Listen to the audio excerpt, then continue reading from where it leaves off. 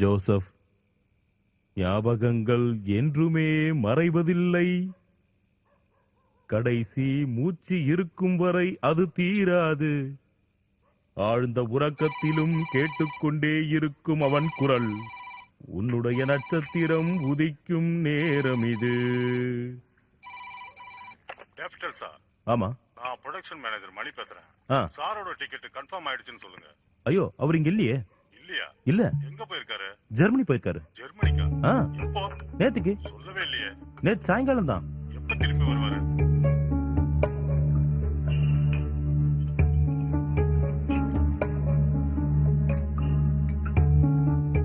நாடகம் கவிதைகள்லாம் மவுசு கம்மி தான், ஒத்துக்கிற ஒரு பேச்சுக்கு. பட் ஒரு மீடியத்துக்கும் இன்னொரு மீடியத்துக்கும் போட்டி இருந்தா தான் வளர்ச்சி இருக்கும். அதை நம்ம ஏத்துக்கிட்டு தான் ஆகணும். Siddha, Henry James travel right டிக்கெட்ன்ற நாடகத்தை போட்டிருக்காரு. இதை நான் ஏத்துக்க முடியாது.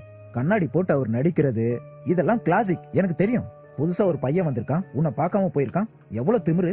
அவன் எப்படி வாழ்க்கையில முன்னேறுவான்? ஒரு படம் நடிச்சு வெளியே வந்தா போதும், அஜித் விஜய் ரேஞ்சுக்கு பில்டப் பண்ணுவானுங்க. காத்து அவன் பக்கம் அடிக்குது, கொஞ்ச நாள் ஆடட்டுமே, அப்புறம் அவனே அடங்கிடுவான். கடைசியில எப்படியும் நம்ம கால தான் வந்து விழுந்தாகணும். இதெல்லாம் கண்டிச்சே ஆகணும். யதார்த்தத்தை கையில எடுத்த எத்தனையோ படங்கள் ஜெயிச்சிருக்கு. ஆனா இந்த கமர்ஷியல் ப்ரொடியூசர்ஸ் இதை எதிர்த்திருக்காங்க. அந்த படத்தோட கிளைமேக்ஸ் எனக்கு சுத்தமா பிடிக்கவே இல்லை.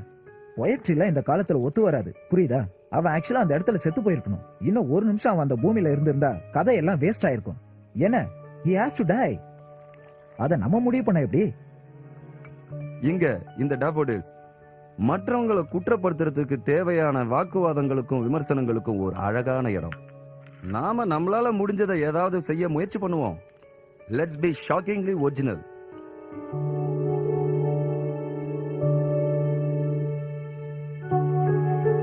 டாஃபோடில்ஸ் இனி ஒரு ஞாபகம் மட்டுமே. திருவனந்தபுரம் நந்தனம்கோடு பக்கத்தில் உள்ள டாஃபோடில்ஸ் என்கிற வீடு கேரளாவில் கலையார்வம் உடைய கலைஞர்களிடையே விமர்சகர்களையும் கொண்ட ஒரு அழகான குடில் என்பது யாரும் மறக்க முடியாது. ஒரு காலத்தில் கேரளாவில் முக்கியமான ஒரு எழுத்தாளர், தயாரிப்பாளர், இயக்குனர், அது மட்டுமல்ல, கலையை அதிகமாக மதிக்கும் எத்தனையோ முக்கிய புள்ளிகளின் ஓய்வெடுக்கும் இடமாக கருதப்பட்டது இந்த டாஃபோடில்ஸ். பரேத நாயக் கர்னல் RS நாயர் அவர்களின் பரம்பரை வீடான கோயக்கல் தான் பின்பு டாஃபோடில்ஸ் என்று அழைக்கப்பட்டது.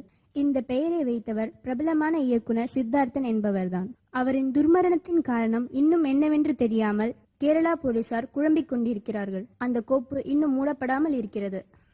அற்புதமான மரணம், பிரச்சனைகள் இல்லாத. பிரசாந்த், ரிலாக்ஸ்டா, relax. You are getting it wrong. அதான், இப்படி ரொம்ப ஓவர் ஆக்டிங்லாம் தேவையில்லை.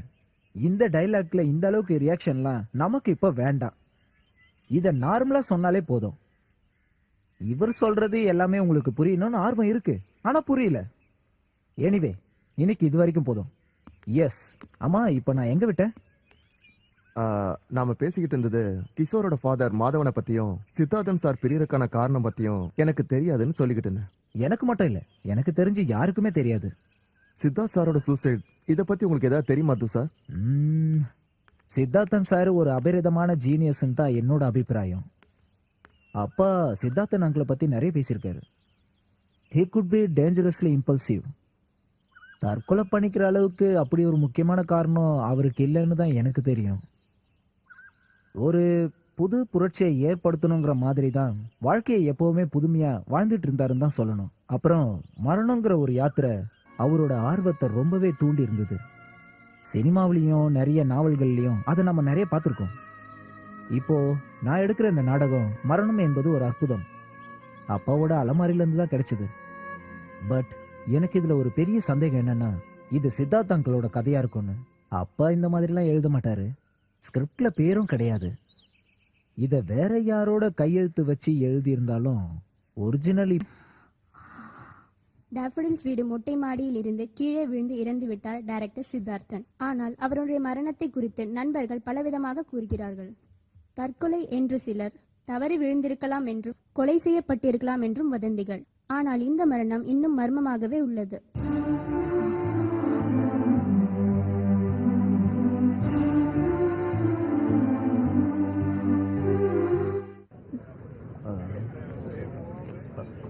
வந்துடுறேன். எல்லாம் ரெடியா இருக்குல்ல? கண்டிப்பா வந்துடுறேன். வருன்னு சொல்றேன்ல, அங்க வந்து எல்லாம் பேசிக்கலாம். ஒரு நிமிஷம் ஜெயச்சந்திரன். ஹலோ ஹலோ, நான் ஜெகன் பேசுறேன். ஜெகனா ஆமா. எப்படி இருக்க நல்லா இருக்கேன். நீங்க எங்க இருக்கீங்க? நான் இங்க லொகேஷன்ல மேக்கப் போட்டுட்டு இருக்கேன். என்ன விஷயம் சொல்லு. டேப்டர்ஸ்க்கு வந்துருங்க. யாரு வேணும் வரானா? வேணுவை தவிர மத்தவங்க எல்லாம் வந்துருவாங்க. அது சரி, எத்தனை மணிக்கு? 7 மணிக்கு. 7 மணிக்கா? வராம எப்படி? அதானே பார்த்தேன். ம். இந்த டேப்டர்ஸ்ல நிறைய கனவுகளும் சாதிக்க போறோங்கிற நம்பிக்கைகளும் தூங்கிட்டு இருக்கு. உன்னோட பேர் என்னடி? எங்களுக்குன்னு தனியா அப்படிலாம் பேரெல்லாம் ஒண்ணும் இல்ல சார். வேணும்னா உங்களோட திருப்திக்காக ஒரு பேரு சொல்றேன், ராஜி. நல்லா இருக்கா? எனக்கு அவசியம் ஒண்ணு இல்ல, சும்மா கேட்டேன் அவ்வளவுதான். மனிதன் இறந்து விட்டாலும் மனிதனுடைய ஞாபகங்கள் எப்போதும் மறைவதில்லை. அந்த ஞாபகங்கள் ஒருபோதும் அழிவதில்லை. நான் போய் ஒரு சின்ன பாட்டில் வாங்கிட்டு வந்துடுறேன். இங்க வாங்கினா உனக்கு கொஞ்சம் அதிகமா காசு கொடுக்க வேண்டியிருக்கும். அப்புறம் இன்னைக்கு என்ன அனுப்பிடுவீங்களா? ஆ? ஏன் கேக்குற? இல்ல, 2 நாள் ஆச்சே, நான் இன்னும் உங்களுக்கு போர் அடிக்கலையா? என்ன விடு, உனக்கு என்ன வேற ஏதாவது ஆள் புக் பண்ணிருக்கியா? நேற்று இரவு டேஃபடில்ஸில் சித்தார்த்தனுடைய நண்பர்கள் எல்லாம் கூடினார்கள். டேஃபடில்ஸ் இருக்கும் வரை நிறைய ஞாபகங்களும் இறந்த சித்தார்த்தின் குரல்களும் கேட்டுக்கொண்டிருப்பதாக தான் நண்பர்கள் கூறுகிறார்கள். உலகத்தை பொறுத்த வரைக்கும் அவரு இறந்திருக்கலாம். அத வீட்டுக்கு போலான்னு நினைச்சேன் இன்னைக்கு. தெரியல. அத பத்தி யோசிக்கலாம். நான் முதல்ல போய் சரக்கு வாங்கிட்டு வந்துடுறேன். அவ்வளவு அற்புதமா வேலை வாங்கி அவரை ஒரு சிறந்த நடிகரா அங்கீகாரம் பண்ணக்கூடிய அளவுல வேலை வாங்கக்கூடிய அருமையான டைரக்டர். அவருடைய பல படங்கள் பிலிம் ஃபெஸ்டிவல்ல கலந்துகிட்டு பல விருதுகள் வாங்கியிருக்கு. வர்த்தக ரீதியாகவும் பல படங்கள் வெற்றி பெற்றிருக்கு. So friends, at last it is finalized. Daffodils இடிச்சிட்டு அங்க நாம ஒரு நியூ ப்ராஜெக்ட் ஸ்டார்ட் பண்ண போறோம். அதுக்கான சட்ட சிக்கல்கள் எல்லாத்தையும் கிளியர் பண்ணியாச்சு. அந்த கட்டடத்தை மறக்க கூடாதுங்கிறதுக்காக நாம உருவாக்க போற பிளாட்ஸுக்கு Daffodils Avenueன்னு பேர் வைக்க management முடிவெடுத்திருக்கு. Our work schedule is going to start on 15th September. That's all for now.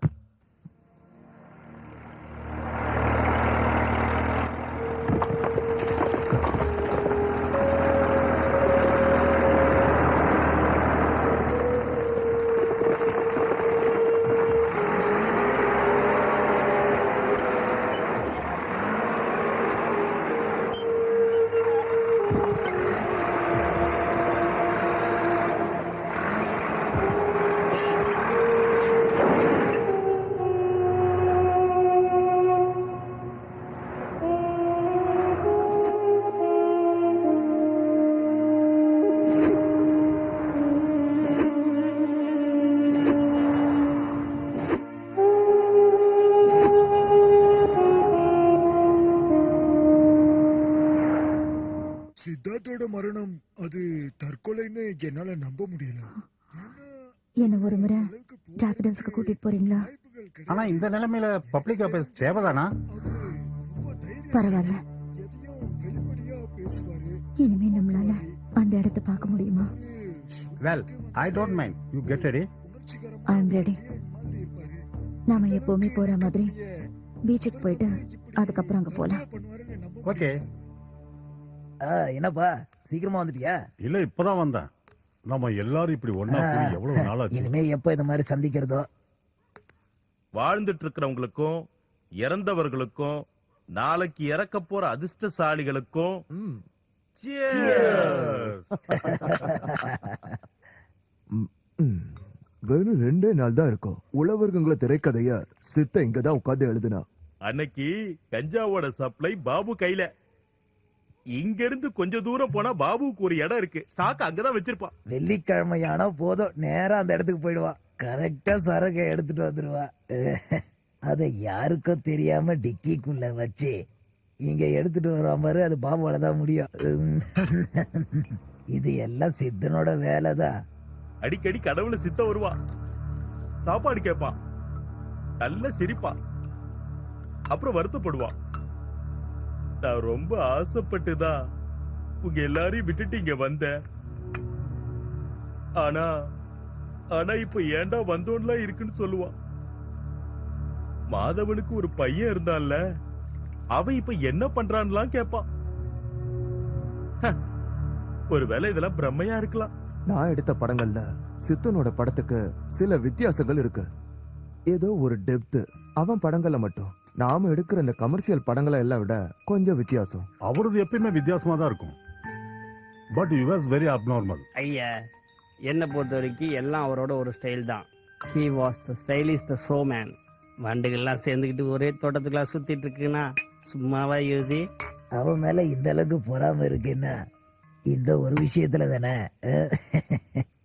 இவன் பல லெக் பீஸ பார்த்தவன். அதெல்லாத்தையும் விடுங்க, அடுத்த ரவுண்ட் போடவா? சரி சரி, சரக்கு அதிகமா ஊத்து, தண்ணிய கம்மியா ஊத்து. இல்ல சோடா இருக்கா? இப்ப சோடா இல்லாம எப்படி? சரி சரி, யார் சோடாக்கு போயிருக்கா? இல்லன்னா நாமளே போலாம்பா. எல்லாரும் பார்த்து ஜாக்கிரதையா வாங்க, கால் தடிக்க விழுந்துட போறீங்க. விழற அளவுக்கு இங்க பல்லெல்லாம் ஒன்றும் கிடையாது, நமக்கு தெரியாத.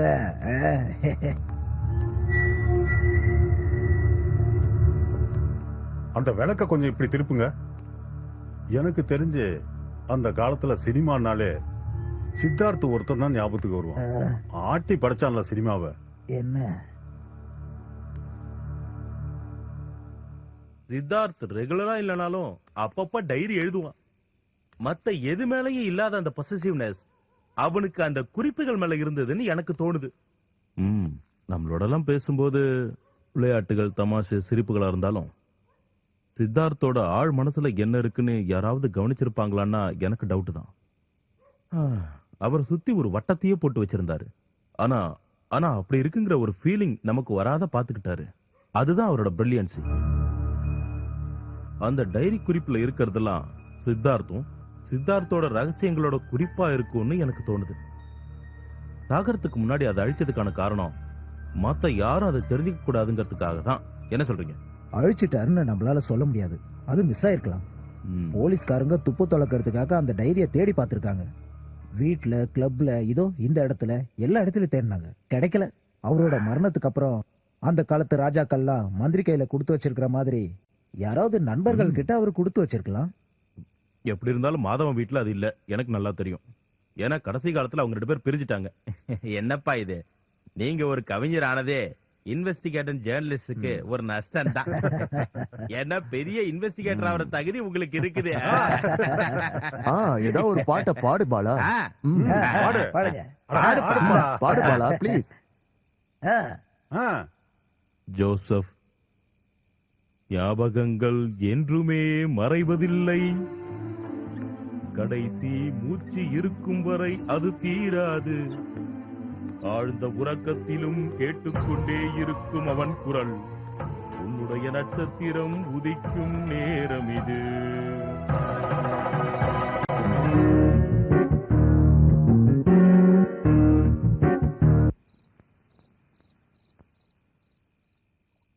இல்ல, ஒரு நாள் நம்ம தலைவன் யாரு?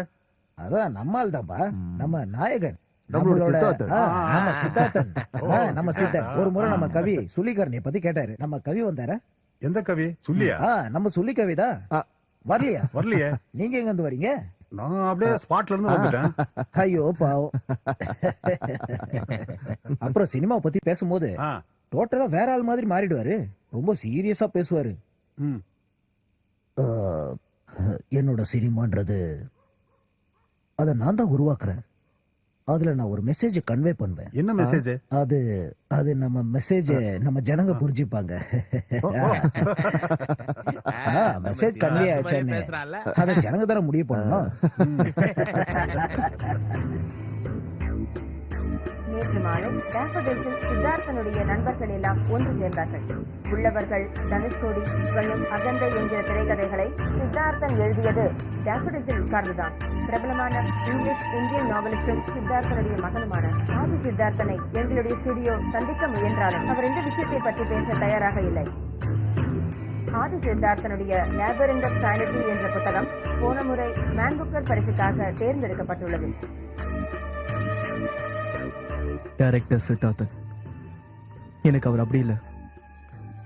வீட்டுக்கு முன்னாடி கூடியிருக்கிற தியேட்டர்காரங்க சத்தமும் தூக்கத்துக்கு நடுவில் என் தலைகளை கோரி கொடுத்த அவங்க விரல்களின் ஸ்பரிசமும் சாராயமும் கஞ்சாவும் சேர்ந்த வாசனை எங்க அப்பா.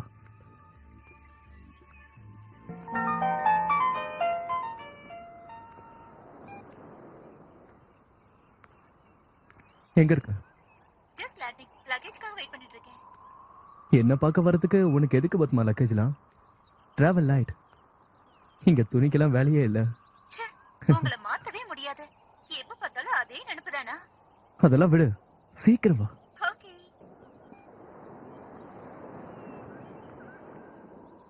அப்பாவை பத்தி எனக்கு ஞாபகம் ஆரம்பிக்கிறது எங்க அப்பாவோட கையை பிடிச்சிட்டு நான் ஸ்கூலை விட்டு வரும்போது என்ன அடிக்கடி ஒரு கிளப்புக்கு கூட்டிட்டு போவாரு. அந்த இருட்டு வெளிச்சத்துல. ரமணா, இவனுக்கு ஒரு சிக்கன் சாண்ட்விச் சொல்லு. பிடிக்க என்னப்பா வேணும் உனக்கு? இங்க லெமன் ஜூஸ் கிடைக்குமா? அதெல்லாம் உனக்கு இங்க கிடைக்காது. ஓல்டு மங்க் ரம்பு வேணுமா உனக்கு? அது கசப்பா இருக்காது. வேணும்னா சக்கரை போட்டுக்கோ. சில்லுன்னு ஒரு கூல் ட்ரிங்க்ஸ் கொடு. இப்ப எந்த கிளாஸ் நீ? எந்த கிளாஸ்பா? 6th 7th? 6th தான். அப்போ உனக்கு தெரியாதுன்ற. எனக்கு தெரியும் 6வதா 7வதான் கன்ஃபியூஷன். அதான் நடுநடுல இது மாதிரி மாத்தி சொல்லிடுவேன். அப்பாக்கு ரொம்ப ஞாபகம் மறதி. That's my boy. இங்க பாருங்க மாதவன், இவனுக்கு ஆதினி ஏன் பேர் வச்சேன்னு நான் உங்ககிட்ட சொல்லியே ஆகணும். கல்கட்டா பிலிம் ஃபெஸ்டிவல்ல என்னோட படத்தை ஓப்பனிங்கா காமிச்ச அந்த சமயத்துல என்ன இன்டர்வியூ எடுக்கிறதுக்காக ஆதி நாராயணன் சொல்லி சேலத்துல இருந்து ஒருத்தர் வந்தாரு. பொலைட்னஸ், கர்டசி, ஹியூமனிட்டி இதெல்லாம் சேர்ந்து மொத்தமா ஒரு ஆள் கிட்ட இருந்தா எப்படி இருக்குமோ அப்படிதான் இருந்தார் ஆதி. அந்த அற்புதமான மனிதரோட பேரை தான் இவனுக்கு வச்சேன். வருங்காலத்துல இதுக்கெல்லாம் நேரெதிரா இருக்க கூடாதுன்னு தான் என்னோட பிரார்த்தனை. என்னோடதோ. மெதுவா. அப்படிதான். அங்க பாரு, அங்க போறது யாருன்னு பாரு. அவர் நம்ம கிபி தொல்காப்பியம் தானே? அவர் இந்த பாருக்குமா வராரு? இல்ல யாராவது கூட்டிட்டு வந்திருப்பாங்க. கடவுளா அனுப்பின விருந்தாளி நம்ம ஊருக்கு வந்திருக்காரு. அவருடைய தரிசனம் நமக்கு கிடைக்காம போச்சுன்னா நமக்கு புண்ணியமே கிடைக்காம போயிடும் இல்லையா?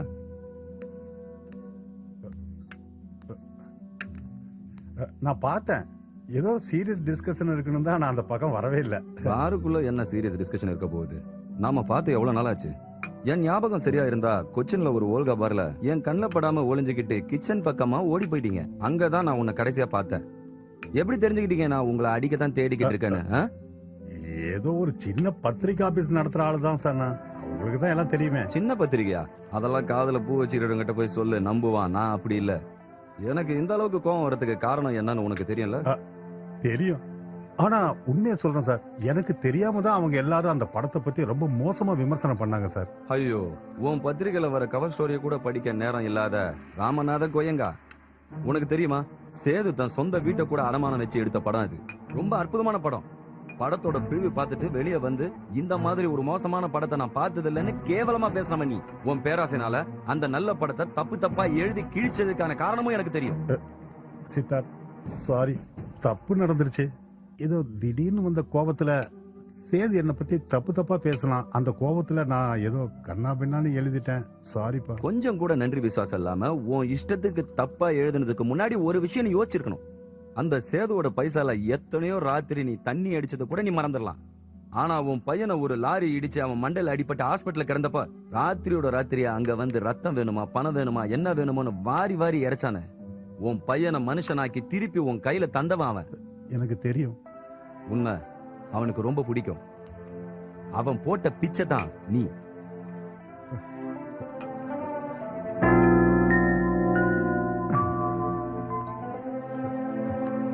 ரமணா, இன்னொன்னு ஊத்து.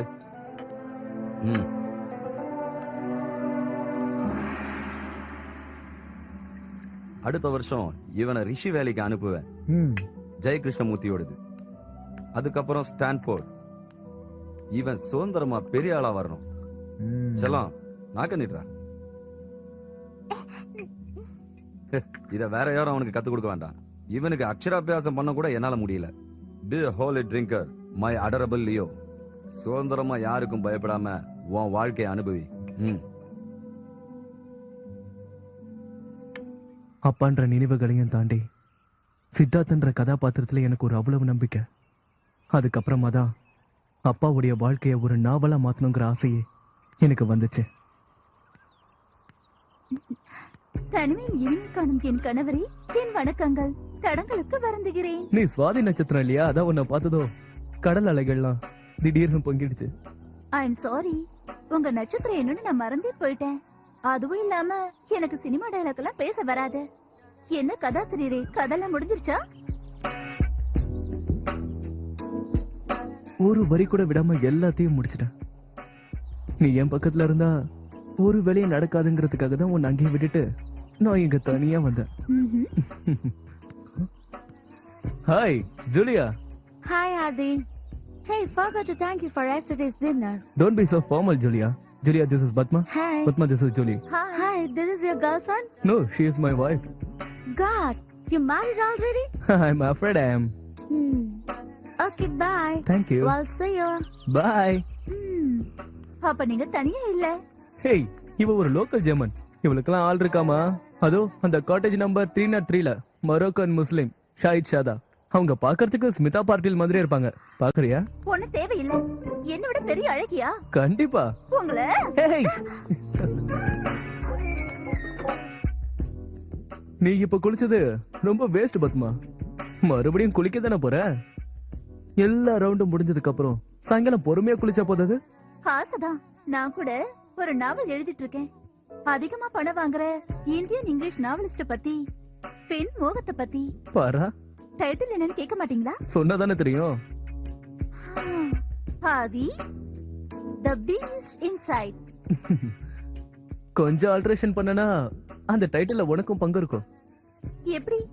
The Beauty and the Beast. Naughty boy. 2 வாரத்துல எல்லாமே எழுதி முடிச்சிட்டீங்களா? உண்மையை சொல்லனா கதையோட அவுட்லைன் மட்டும் தான் எழுதிருப்பீங்கன்னு நான் நினைச்சேன். இந்த கதையை எழுதுறதுக்கு நான் ரொம்ப ஆவலா இருந்தேன் பத்மா. நான் உன்கிட்ட சொன்னதில்ல. இந்த கதையோட நாயகன் எங்க அப்பா. கதாபாத்திரங்கள் எங்க அப்பா வாழ்க்கையில வந்த பெண்கள். ஆதி, do you have any idea what you're trying to do? பெத்த அப்பாவை பத்தி இதெல்லாம் ஊர் உலகத்துக்கு சொல்ற விஷயமா? Have you lost your mind? மத்தவங்க வாழ்க்கையை விமர்சனம் பண்றது தப்பு இல்ல. ஆனா சொந்த வாழ்க்கைன்னு வரும்போது ப்ரிசர்வேஷன், பிளைண்ட் சின்சரிங்ஸ். கதைன்னு ஆரம்பிச்சதுக்கு அப்புறம் இந்த சொந்தம் பந்தம் இதெல்லாம் பார்க்க கூடாது. கரெக்டா? ஒத்துக்கிறேன் ஆதி. ஆனா டைரக்டர் சித்தார்த்தன் இப்படி ஒரு மோசமான ஆளா இருப்பாருன்னு நான் கொஞ்சம் கூட எதிர்பார்க்கவே இல்ல. எங்க அப்பாவை பத்தி உனக்கு நான் அப்படி ஒரு பிக்சரை கொடுத்துருக்கேன்னா then I am a bad son and a bad storyteller. நான் அப்படி சொல்ல வரல. நான் அவர் மேல ரொம்ப மரியாதையும் மதிப்பு வச்சிருக்கேன்னு சொல்ல வந்தேன். சித்தார்த்தன்ற ஒரு மனுஷனை சுத்தி இருக்கிற கேரக்டர்ஸை பெருமைப்படுத்துறதுக்காக எழுதல இந்த நாவல். அதை புரிஞ்சுக்கோ. அப்பாவோட மரணத்துக்கு அப்புறம் நான் பார்த்த சில விஷயங்கள், என்ன பாதிச்ச நிகழ்வுகள், எங்க அப்பாவுக்கு ஏற்பட்டது விபத்து இல்லைங்கிறது உண்மை. நான் நாவல்ல எழுதின மாதிரி உனக்கு கதையை நான் சொல்றேன். Padma, I don't want this novel to fail. நான் இதை எழுதுறதுக்காக இவ்வளவு வருஷம் காத்துட்டு இருந்தேன்னா ஒரு பத்திரிகையாளர் மாதிரி, ஒரு விமர்சகர் மாதிரி நீ என் கூட சண்டை போடணும். இதுல ஒரு கதாபாத்திரமா நான் இருக்கேன் ஆதி? ஒரு பாசிங் வெஹிக்கிள் மாதிரியாவது? இல்ல, நீ என் லைஃபுக்கு வரதுக்கு முன்னாடி நடந்த கதை. ஸ்டான்ஃபோர்ட்ல கோர்ஸ் முடிஞ்சு நான் திரும்பி வந்த நேரம், பிளைட் மிஸ் ஆனதால பெத்தவங்களோட கர்ம காரியத்துக்கு கூட வராத பையனு எங்க ஊருக்காரங்களா ஒன்னா சேர்ந்து கரிச்சு கூட்டிட்டு இருந்த காலம் அது. என் தங்கச்சி கீதா எங்க சித்தி வீட்டுல தங்கிட்டு இருந்தா. ஆனா என்னதான் இருந்தாலும் எங்க அப்பா அம்மா வாழ்ந்த வீட்டுல தான் வாழணும் நான் முடிவு பண்ணேன்.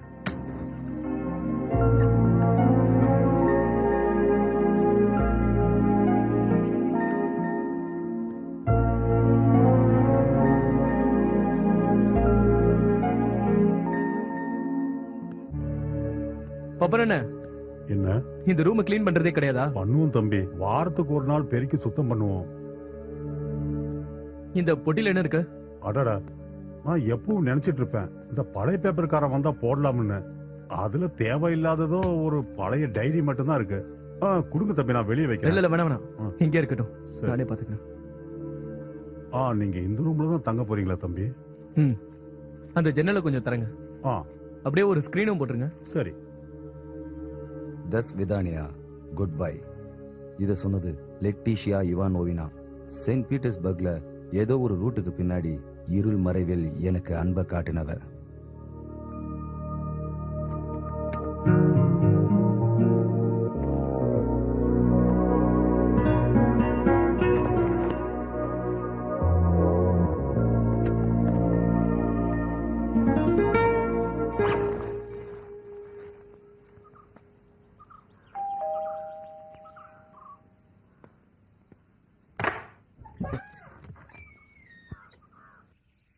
என்ன அடையாளம் தெரியுதா? என்ன மாதவன் அங்கிள் இப்படி கேட்டுட்டீங்க? உங்களை எப்படி மறக்க முடியும்? ஃப்ரீயா இருக்கியா ஆதி? கொஞ்ச நேரம். நான் ஃபுல்லா ஃப்ரீ தான் அங்கிள், விழுவாங்க. வேண்டாம், உள்ளலாம் வேண்டாம், வெளியே உட்காந்து பேசலாமா? சரி, உங்க இஷ்டம். பாப்பா நானே 2 டீ. வழியில சுதாகரனை பார்த்தேன், பஸ் ஸ்டாண்ட்ல.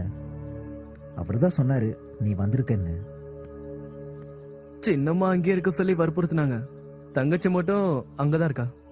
எனக்கு என்னன்னு தெரியல, இங்க இருக்கிறதா ரொம்ப பிடிக்குது. வெக்கேஷனலுக்கு மட்டும் கொஞ்ச நாளாவது சந்தோஷமா இருந்துட்டு போவோமே, அதுக்காக தான். எனக்கு இங்க வரவே தோண மாட்டேங்குது. இந்த பக்கம் போனா கூட உள்ள வந்து பார்க்க மாட்டேன். கடைசி காலத்துல அனாவசியமா கொஞ்சம் பிரச்சனை ஆயிடுச்சு எங்களுக்குள்ள. சண்டைய பத்தி எனக்கு தெரியும். அம்மா எனக்கு லெட்டர் போட்டிருக்காங்க. ஆனா அதோட காரணம் என்னன்னு உங்க அம்மாக்கு தெரியாதே. ஆமா, எனக்கு எதுவும் தெரியாது. அம்மா என்கிட்ட எதுவுமே சொல்லலையே. எத்தனையோ பிடிவாதங்கள் உங்க அப்பாவுக்கு. நீ வரல 2 பேரோட சாவுக்கும். 2 முறையும் ஃப்ளைட் மிஸ் ஆயிடுச்சா? நம்புறதுக்கு கொஞ்சம் கஷ்டமா தான் இருக்கு. டிக்கெட் கூட நான் எடுக்கல. ஆமா, நான் எதுக்காக வரணும்? உயிர் இல்லாத உடலை பார்க்கறதுக்கா? என்னை பொறுத்த வரைக்கும் அவங்க இன்னும் உயிரோட தான் இருக்காங்க. they still exist for me. அவங்கள அந்த நிலைமையில பார்க்க எனக்கு பிடிக்கல. சித்தா இறந்து 2 மாசத்துக்கு அப்புறம் உங்க அம்மாவும் இறந்துட்டா. அவளோட சுபாவம் என்னன்னா புரிஞ்சுக்கிற தன்மை. ஆனா சித்தன் அப்படி இல்லை. ஆமா, நீ நினைக்கிறியா இவங்கெல்லாம் சொல்ற மாதிரி அது ஒரு விபத்தா இருக்கும்னு, இல்ல போலீஸ் சொல்ற மாதிரி தற்கொலையா இருக்கும்னு? பின்ன இதுல எனக்கு சந்தேகம் இருக்கு.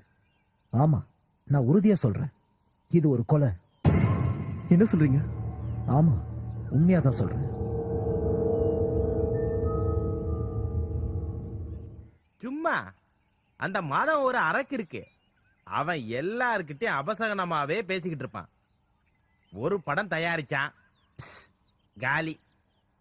அந்த படத்தோட வீடு தோட்டம் துறவு எல்லாம் போயிடுச்சு. குடும்பத்திலையும் 1008 பிரச்சனை. அவன் பையன் துஷாரு, அவன் ஒரு தெல்லவாரி. நீ அவன் பேச்செல்லாம் கேட்டுக்கிட்டு இருக்காத சும்மா. அப்போ இது எப்படி நடந்ததுன்னு நீங்களாவது சொல்லுங்க அங்கிள். டெரஸ்ல நிக்கும் போது ஸ்லிப் ஆகி கீழே வந்துட்டான். நம்ம ஜான் கூட அப்படிதான் செத்தான். அப்பாவுக்கு ஐ மீன் எதிரிங்க யாராவது? அப்படின்னு சொல்ல முடியாது. எதிரிங்க யாரும் இல்லப்பா. ஆனா எல்லாருமே எதிரியா இருந்தாங்கன்னு சொல்லலாம். சினிமாவாச்சே. இங்க பாரு, நீ சொன்ன உடனே ஞாபகத்துக்கு வருது. ஒரு நாள் நாங்கெல்லாம் ஒன்னா சேர்ந்து சீட் ஆடிட்டு இருக்கும் போது ஒரு போன் வந்தது. அது ஒரு மர்மமான கால். ஜக்கு, அழகான கிரேக்க நாட்டு இளம் பெண்கள் மட்டும் நடிக்கிற மாதிரி ஒரு நாடகத்தை நீங்க நடத்துற மாதிரியான ஒரு அருமையான வாய்ப்பு உங்களுக்கு கிடைக்க போகுது. ரெக்கமெண்ட் பண்ணவா? சும்மா இருப்பா, என் கவனத்தை திசை திருப்பாத. இது என்ன செஸ்ஸா? நல்ல வாய்ப்பை சொன்னேன், பிடிக்கலன்னா விட்டுருங்க. அடச்சே, நான் வேண்டான்னு பட்ட கார்டை எடுக்கிறேன். இதைத்தான் ஜக்கோ கிரீக் ட்ராஜடின்னு சொல்லுவாங்க. ஹலோ ஹலோ, யாரு? நண்பா, முதல்ல நீங்க ஒரு விஷயத்த முடிவு பண்ணுங்க. என்ன கொல்றதா உத்தேசமா இல்ல கை காலை எடுக்கிறதா உத்தேசமா? இது ரெண்டுமே நடக்காதுப்பா. அப்புறம் எனக்கு ஒரு சின்ன ஆசை, என்னுடைய ஒரு கை காலை மட்டும் எடுங்களேன். கொஞ்ச நாளைக்காவது அடங்கி ஒடுங்கி வாழணும்னு ஒரு சின்ன ஆசை தான். எப்படி, இப்பவே வரீங்களா இல்ல உங்க இஷ்டத்துக்கு கொஞ்ச நாள் கழிச்சு திடுதிப்புன்னு வந்து நிப்பீங்களா? எப்படி இருந்தாலும் என்ன யோசிச்சுட்டு போன் பண்ணுங்க. யாரு? ஏதோ காட்டுவாசி மாதிரி தெரியுது. அவனுக்கு என்னோட விரல்கள் மட்டும் வேணுமா?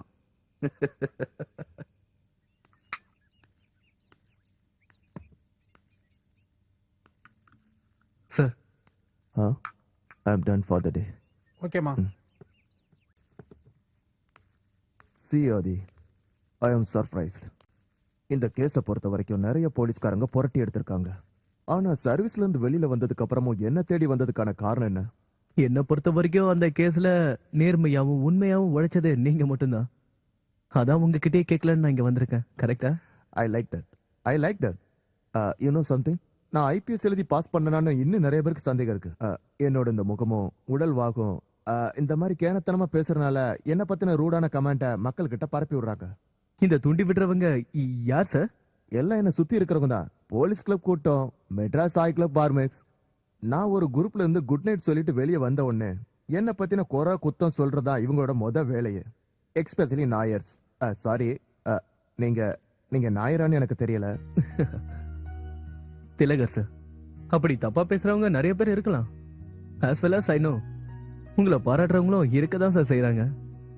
அது மட்டும் இல்ல, வன்முறையை யூஸ் பண்ணாம குற்றவாளிகளோட மனநிலையை புரிஞ்சுக்கிட்டு விசாரணை பண்ற உங்க ஸ்டைல், அதை ஃபாலோ பண்ணணும்னு நினைக்கிற யங் போலீஸ் ஆபீசர் நிறைய பேர் எனக்கு தெரியும் சார். அவங்களதான் உங்களை போய் பார்க்க சொல்லி என்னை தூண்டி விட்டாங்க. அப்பாவோட கொலைகேஸ்ல எஃப்ஐஆர் கூட ஃபைல் பண்ணாம நீங்க எல்லாத்தையும் துப்பு தொலைக்கினதை நான் கேள்விப்பட்டிருக்கேன் sir. So you have done your paperwork. Quite impression. சித்தார்த்தனோட மரணம் ஒரு விபத்தோ தற்கொலையோ கிடையாதுன்னு என்னால 100% உத்தரவாதம் தர முடியும். விபத்து கிடையாதுன்னு நான் சொல்றதுக்கான காரணம் அந்த டெரஸ்ல உள்ள வாலோட ஹைட்டை வச்சுதான். அப்புறம் அதோட திக்னஸ். சித்தார்த்தன் மாதிரி குண்டான ஆட்க அதுல ஏறி நிக்க வாய்ப்பே இல்ல. சோ ஸ்லிப் ஆகி கீழே விழுந்திருப்பாராங்கிற கொஸ்டினுக்கே இடம் இல்ல. தென் பாசிபிலிட்டி ஆஃப் சூசைட். 2 அடுக்குமாடி கட்டடத்துல இருந்து கீழே விழுந்தா சாவணும்னு ஒன்னும் அவசியம் இல்ல. கையும் காலும் உடைஞ்சு போயிருக்கலாம். அப்படி இல்லைன்னா மேக்சிமம் ஒரு பேரலைசிஸ். சில சமயங்கள்ல மரணமும் ஏற்படலாம். சாகணும்னு முடிவெடுக்கிற ஒருத்தன் அந்த ரிஸ்க் எடுக்க மாட்டான். வேற நிறைய ஈஸியான மெத்தட்ஸ் இருக்கு இல்லையா? So I am very much confident that it was a murder. யாரோ தள்ளி விட்டுருக்காங்க. உங்க அப்பாவோட எலும்பு முறிஞ்சிருந்தது. Possibility of a couple. ஆனா ரிப்போர்ட் படி பார்க்கும்போது விபத்து ஏற்பட்டதுனால பொசிஷன் மாறக்கூடிய வாய்ப்பு இருக்குதுன்னு சொல்லியிருக்காங்க. But I won't accept this. உங்க அப்பாவை முதல்ல பரிசோதனை பண்ண டாக்டர் எனக்கு கிளியரா சொன்னாரு அவரோட எலும்பு முறிஞ்சிருக்குன்னு. அது ஒரு மர்டர் தான் நிரூபிக்க என்னால முடியல. Lack of evidence. நாங்க சஸ்பெக்ட் பண்ண யாருக்கிட்டையும் உங்க அப்பாவை கொலை பண்ணதுக்கான ஆதாரம் எங்களுக்கு போதுமான அளவுக்கு இதுவரை கிடைக்கல. சார், நீங்க யார் மேல சந்தேகப்பட்டீங்கன்னு கொஞ்சம். அப்படியெல்லாம் இல்ல. சில சந்தேகங்கள் உங்க அப்பாவோட நண்பர்கள், எஸ்பெஷலி மாதவன், அவங்களுக்குள்ள ஏதோ ஒரு பிரச்சனை இருந்திருக்கு. அப்புறம் ஒரு ப்ரொடியூசர் சிவராம், தென் ஒரு லோக்கல் பொறுக்கி புறம்போக்கு, ஐ ஃபர்காட் ஹிஸ் நேம். அப்புறம் குமரன் காலனில இருந்த ஒருத்தன். But they var all proved innocent. பார்க்க ஹீரோ மாதிரி இருக்க 4 ஸ்டில் எடுத்து வச்சுக்கிறேன். எவ்வளவு வேணா எடுத்துக்கோங்க. எனக்கு ஒண்ணு மட்டும் சொல்லுங்க, அப்பாவுடைய complete details, extra curricular activities. என்ன தம்பி, நீ ஒரு அமுதா பச்சடா? ஒரு ஸ்டில் எடுத்ததுக்கு இத்தனை கேள்வியா? நடந்து முடிஞ்சதெல்லாம் அப்பப்பவே மறந்துடணும். யாரு நீங்க மறக்கிற ஆளுங்களா? டெய்லியும் கேக்குற கிசுகிஸ் எல்லாம் ஒண்ணு விடாம டைரியில எழுதி வைக்கிறீங்கல்ல? அது என்னோட ஹேபிட். இது வரைக்கும் நான் யாரையும் படிக்க விட்டதில்ல. எத்தனையோ பத்திரிக்கைக்காரங்க காசு கொடுத்து அதை வாங்கிக்கிறேன்னு கேட்டாங்க. நான் தர முடியாதுன்னு சொல்லிட்டேன். சாகுறதுக்கு முன்னாடி அதை எரிச்சிட்டு தான் சாவேன். என்ன அங்கிள், நீங்களே இப்படி சொன்னா எப்படி? நான் என்ன பத்திரிக்கையாளனா சொல்லுங்க? கூட பழகுறவங்களுக்காக என்ன நான் மாத்திக்க முடியாதுப்பா. இப்ப என்ன சொல்ற ஆதி? நான் தான் வரும்போதே உங்ககிட்ட சொன்னல, இங்க வந்தா ஒரு பிரயோஜனமா இல்லைன்னு. அந்த மனசுக்குள்ள இருக்கிற ரகசியங்கள் புல்டோசர் வச்சு இடிச்சாலும் வெளியே வராது. போட்டோ எடுத்தாச்சுன்னா சொல்லு, போலாம். ஓகே, இருங்க அங்கிள், போலாம். சரி, கிசு வேண்டாம். இந்த ப்ரொடியூசர் சிவராமனுக்கும் அப்பாவுக்கும் இருந்த உறவை பத்தி. நல்ல ஃப்ரெண்ட்ஷிப் தான். வெளியில கீரியும் பாம்பும், உள்ளுக்குள்ள நல்ல நண்பர்கள். அவங்க பேசிக்கிறது ரொம்ப இன்ட்ரெஸ்டிங்காவே இருக்கும். அந்த சிவராம் வெறும் ப்ரொடியூசர் மட்டும் இல்ல, உனக்கு தான் தெரியுமா மாதவா? நல்லா படிப்பாரு, சினிமா பாப்பாரு. உங்க அப்பா இறந்ததுக்கு அப்புறமா ஃபீல்ட விட்டே ஒதுக்கிட்டாரு. அதுக்கப்புறம் படமும் பண்ணல. இப்ப எங்கேயோ ஹைதராபாத்ல ரெஸ்ட் எடுத்துட்டு இருக்காரு. ஐஜி என்கிட்ட சொன்னாரு, அப்பாவோட கேஸ்ல ரொம்ப சஸ்பெக்டா இருந்தது இந்த சிவராமன் மட்டும் தானா. சிவராமனை போலீஸ்கார ரொம்பவே இம்சை பண்ணா. அந்த ஆளுக்கு தான் நாயர்னு சொன்னாலே யாரையும் பிடிக்காது. சொல்ல போனா அந்த ஆளு கல்யாணம் பண்ணது ஒரு நாயர் வீட்டு பொண்ணதான். ஒரு வேலை வெறுப்பும் அதனாலயே இருக்கும். என்னங்க? ஆனா ரொம்ப புத்திசாலி. இந்த முட்டாள்தனமான ஜாதி வெறிய மட்டும் அந்த ஆளு விட்டுதல்னா அவரை மாதிரி நல்லவன் எவனும் இல்ல. ரொம்ப புகழாதீங்க. அந்த ஆளோட சஸ்பெக்ட் லிஸ்ட்ல நீங்களும் இருக்கீங்க. அது சரி, அப்படியா? அப்போ நீ என்ன சந்தேகப்பட மாட்டேங்கிற? ஒரு ஆளை கொலை பண்ற அளவுக்கு நீங்க போக மாட்டீங்கன்னு எனக்கு தெரியும். எல்லாம் ஒரு நம்பிக்கை தான்.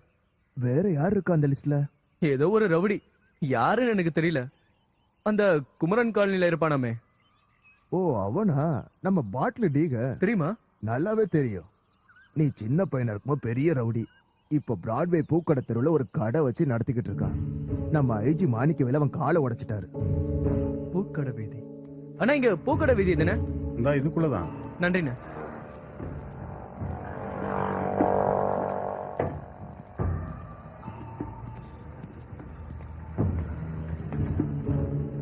இங்க அசன் எங்க இருக்காரு? யார் வீடு? அசன் கடை நம்ம நொண்டி அசனா? நேரா போய் பீச்சாங்கை பக்கம் திரும்பினா 4வது கடை. எதுக்கு சார்?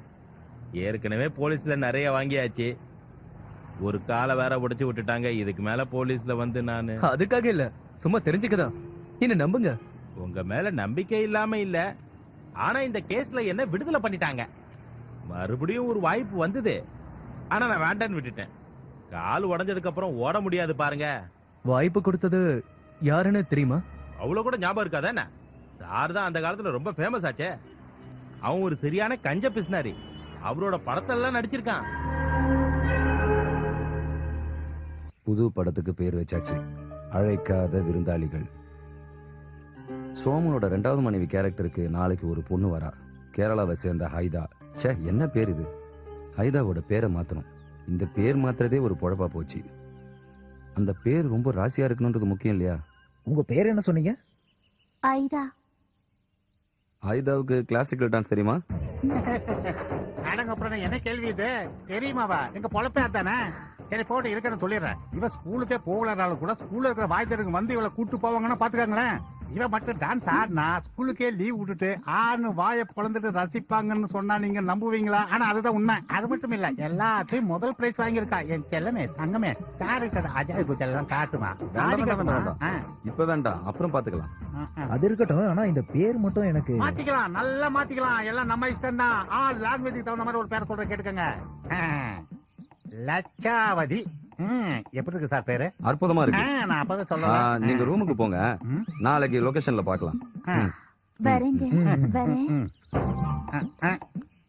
அப்புறம் சார், நாங்க உங்க ரூமுக்கு பக்கத்துலயே தான் இருப்போம், எங்கேயும் போக மாட்டோம்.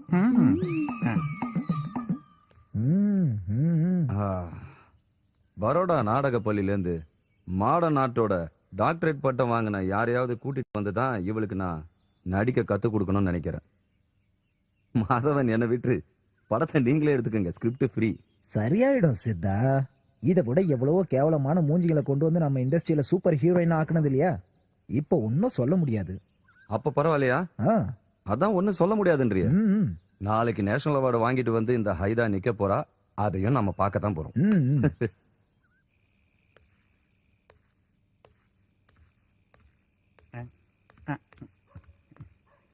Sir sir sir sir sir ஒரு நிமிஷம். நீங்க இந்த ரூம்ல தான் படுக்கணுமா என்ன? என்னது? இல்ல, இந்த ரூம்ல தான் படுத்தாகணும் கட்டாயமா என்ன? என் ரூம்ல வேணா படுத்துக்காங்களேன், நான் வெளியில படுத்துக்கிறேன். அங்க உங்களுக்கு நல்ல வசதியா இருக்கும். என் தங்கச்சி உங்களை நல்லா கவனிச்சுக்குவா. இந்தாங்க சாவி. நீ அவளுக்கு யாருன்னு சொன்ன? அண்ணன். அண்ணனா? சொல்லிக்கிறதுக்கு தான் அண்ணன். ஆனா உன்ன மாதிரி ஆளுக்கெல்லாம் ஒரு பேர் இருக்கு, அதை நினைச்சு பார்த்தா சிரிப்பு வந்தது. ஆட என்ன சார், இப்ப பேசுறதுதான் முக்கியமா. போய் சொல்லி பாருங்க. போங்க சார். அட போங்கன்னு சொல்றல. என்னடா சொன்ன? டேய், எனக்கு தோணணும். என்ன வற்புறுத்தலாம் நினைக்காத, புரிஞ்சுதா? போடா. பெரிய யோகிய மாதிரி நீங்க பேச வேண்டாம். எங்களுக்கு எல்லாமே தெரியும். பொண்ணு நான் நீங்க மூழ்கி முத்து எடுப்பீங்க. என்னடா சொன்ன? என்ன பண்ற நீ? போடா போன். அப்படி என்னதான் போச்சு தெரியல இந்த ஆளுக்கு. கிறிஸ்மஸ் நாள் அன்னைக்கு முழுவதும் டாஃபோடில்ஸ்ல தான். ஆதி போன் பண்ணிருந்தான். அவன் குரல்ல ஒரு ஏக்கம் தெரிஞ்சது. ஆனா இன்னைக்கு ஹை பாயிண்ட் அந்த டெலிபோன் கால் தான். அந்த வாய்ஸ என்னால மறக்கவே முடியாது. இன்னைக்கு என்னோட பிறந்த நாள். அவ ஞாபகமா எனக்கு போன் பண்ணியிருந்தா. அவ கூட எனக்கு பேசறதுக்கு ஆசை இருந்தாலும் அதுக்கு நான் எப்பவும் முயற்சி பண்றதில்லைன்னு தான் உண்மை. தேவையில்லாத விஷயங்களை பேச என் மனசும் நாக்கும் ஒத்துக்கவே ஒத்துக்காது. There is a magic. அது குரல்லையோ அல்லது சொல்ற விஷயத்திலயோ இல்ல. அவ ரெப்ரசன்ட் பண்ற ஒரு புதுமையான பெண்ணுக்குரிய அழகிய அலர். அவளுடைய உடல் என்னை சலனப்படுத்தினதே கிடையாது. மனசுக்குள்ள அடக்கி வச்சிட்டு இருக்கிற மோகத்தை தீர்த்துக்கணும்னு அவகிட்ட சொல்லவும் தோணல. ஆனா பதட்டம் இருக்கு. ஏன்னா அதுதான் மனிதனோட இயலாமை போல இருக்கு. உங்க அப்பாவோட வாழ்க்கையில இருந்த பெண்களை பத்தி உங்ககிட்ட சொல்றது ஒன்னும் தப்பு இல்லைன்னு நினைக்கிறேன். நீ அவனோட மகன், தெரிஞ்சுக்கணும். மறைச்சு வைக்கிற அளவுக்கு அவர்கிட்ட எந்த ரகசியமும் கிடையாது. Shockingly transparent. எல்லாமே விவரமா அப்பா எழுதி வச்சிருந்த டைரி எனக்கு கிடைச்சது. அதுல இருந்து நான் ஒவ்வொரு பக்கமா படிச்சிட்டு இருக்கேன். வேணும்னா நான் கடைசி வருஷத்தோட டைரி எடுத்து படிச்சா எனக்கு எல்லாமே தெரிஞ்சிடும். But that's kill the fun. I doubt. நீ இதுல ஒரு ஃபிக்ஷனோட பாசிபிலிட்டியை யோசிக்கிற, கரெக்டா? அப்பாவோட வழிகளில் ஃபாலோ பண்ணி சில கிரே ஏரியாஸ பார்த்தா அனுபவசாலி நீ. இப்போ அதெல்லாம் ஒண்ணும் தோணல. புக்ல இருக்கிறத மட்டும் தான் படிக்கிறேன். உன் தேவை என்னன்னு எனக்கு புரிஞ்சிருச்சு. இதை வச்சு ஒரு நாவலோ இல்ல அவரோட பயோகிராஃபியோ எழுதணும்னு நினைக்கிறேன். கரெக்டா? Nothing wrong. அவரோட வாழ்க்கையே ஒரு பெரிய சரித்திரம் தான் சொல்லணும். அங்கிள், டெலிபோன் கால்ல வந்த பொண்ணை பத்தி எனக்கு தெரிஞ்ச வரைக்கும் அப்பா இது வரைக்கும் இவ்வளவு பொசிசிவா இவ்வளவு அப்செட்டா எந்த பொண்ணை பத்தியும் எழுதினது இல்ல. ஒவ்வொரு வரியிலும் I could sense a deep romance. இல்ல, ஒரு டெலிபோன் குரல் மூலமா அப்பாவோட வாழ்க்கையில வந்த பொண்ணை பத்தி அவர் ஒரு தடவை நிறைய பேர் சித்தார்த்த தேடி வந்திருக்காங்க. ஆனா அந்த மாதிரி தேடி வந்த பெண்கள் எல்லார்கிட்டயும் ஜோவியெல்லாம் பழகுனது இல்ல. அப்புறம் எனக்கு தெரிய வேண்டியது அந்த ஹைடாவை பத்தி. அவர் எடுத்த படத்துல சோமனங்களோட 2வது ஒய்ஃபா நடிக்க வந்தது. ஹைடாவா? சித்தார்த்துக்கு சுத்தமாவே பிடிக்காது. லாஸ்ட் மினிட்ல யாரும் இல்லாததுனால அவ நடிக்க வேண்டியதாயிடுச்சு. பட் சர்ப்ரைசிங்லி அவ அந்த படத்துல ரொம்ப நல்லா நடிச்சிருக்கா. சரி, இப்ப அவங்க எங்க இருக்காங்கன்னு தெரிஞ்சுக்கலாமா? சில சின்ன படம்லாம் பண்ணிட்டு ஃபீல்ட் அவுட் ஆயிட்டா. எங்க இருக்கான்னு வேணும்னா கண்டுபிடிக்கலாம். நிச்சயம் கண்டுபிடிக்கணும் பாலன் அங்கிள். நான் உங்களை பார்த்தே ஆகணும். மேடம், மேடத்திற்கு ஒரு விசிட்டர் வந்திருக்காங்க. நீ போவர.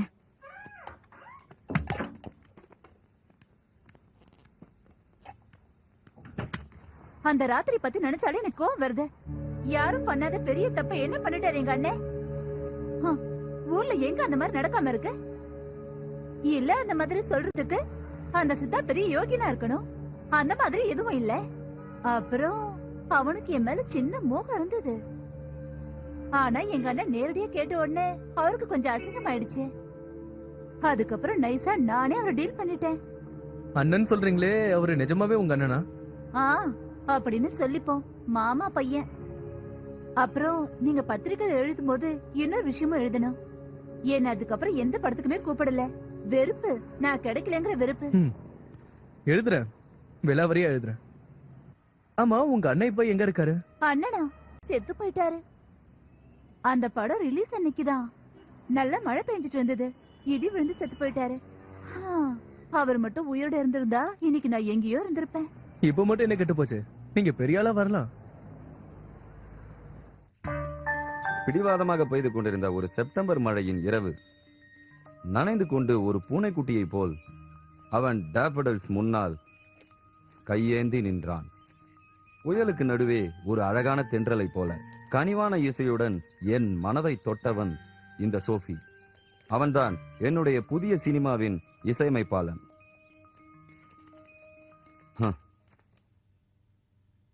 என்னுயிரே, என்னுயிரே, உன் ஞாபகம் தினம் என் விழியில் வந்தாடுது, விழியில் வந்தாடுது. நல்லா இருக்கு. நல்லா இருக்கு. என்னுயிரே, என்னுயிரே, உன் ஞாபகம் தினமே விழியில் வந்தாடுது. ஒரு வாட்டி பாடு. என்னுயிரே, என்னுயிரே, என்னுயிரே, உன் ஞாபகம் தினம் என் விழியில் வந்தாடுது, என் விழியில் வந்தாடுது.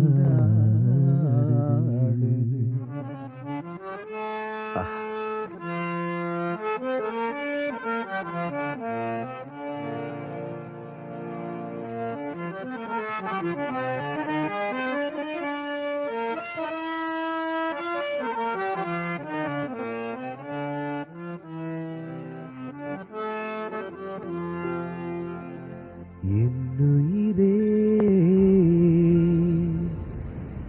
என்னுயிரே, உன் ஞாபகம்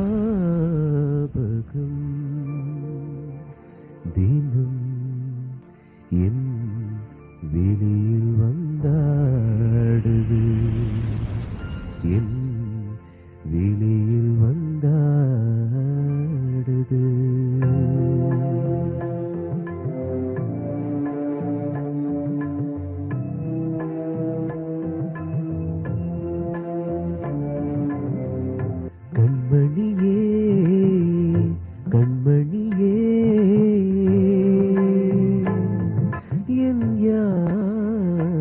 வாசகம் தினம் உன் நினைவில் கொண்டாடுது உன் நினைவில் கொண்டாடுது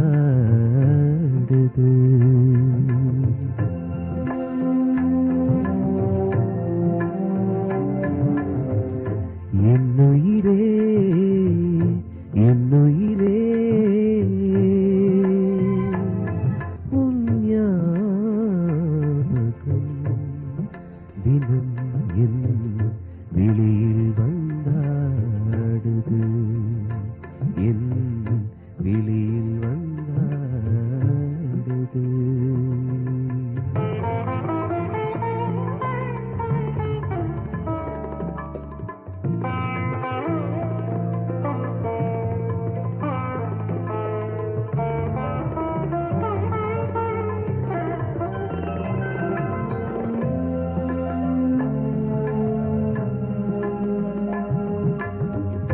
பாதைகள் மாறிய நேரம் நீயும் அழைத்தாய் நானும் வரவில்லையே பார்வைகள் திரும்பிய நேரம் நானும் அழைத்தேன் யாரும் வரவில்லையே ஓ அழைத்தேன் யாரும் வரவில்லையே யாரோ எழுதிய யாரோ எழுதிய தப்பு கணக்கு என்னுயிரே என்னுயிரே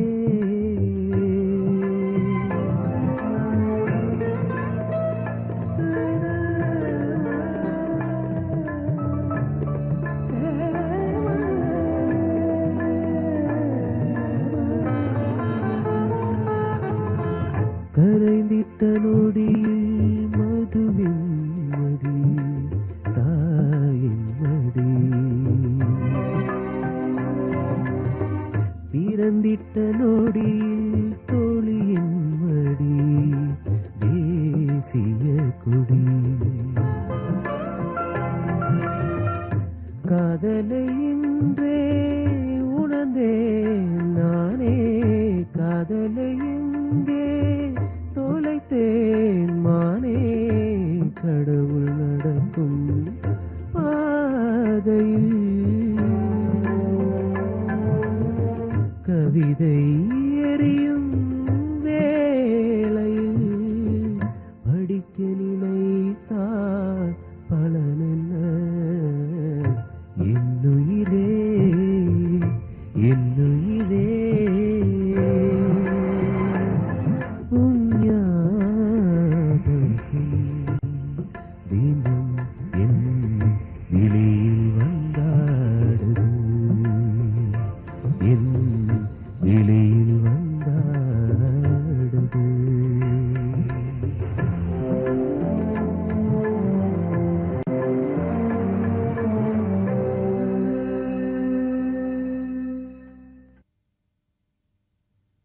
எழுத்துக்கள் தடுமாற்றமாக இருந்தது. விஸ்வநாதன்ற கேரக்டரை கொல்லணுமா வேண்டாமான்னு ஒரே கன்ஃபியூஷன். இந்த கதையில ஒரு பெண் முக்கிய கதாபாத்திரமா இருக்கா. என் பின்னே ஒரு நல்ல பவுடரின் மனம். உஷா பார்த்தசாரதி என்கிற ஹோமியோ டாக்டர். என் பேரு உஷா. ஃபோன் பண்ணிருந்தேன் நேத்து, வர சொல்லிருந்தீங்க. ஆ ஆ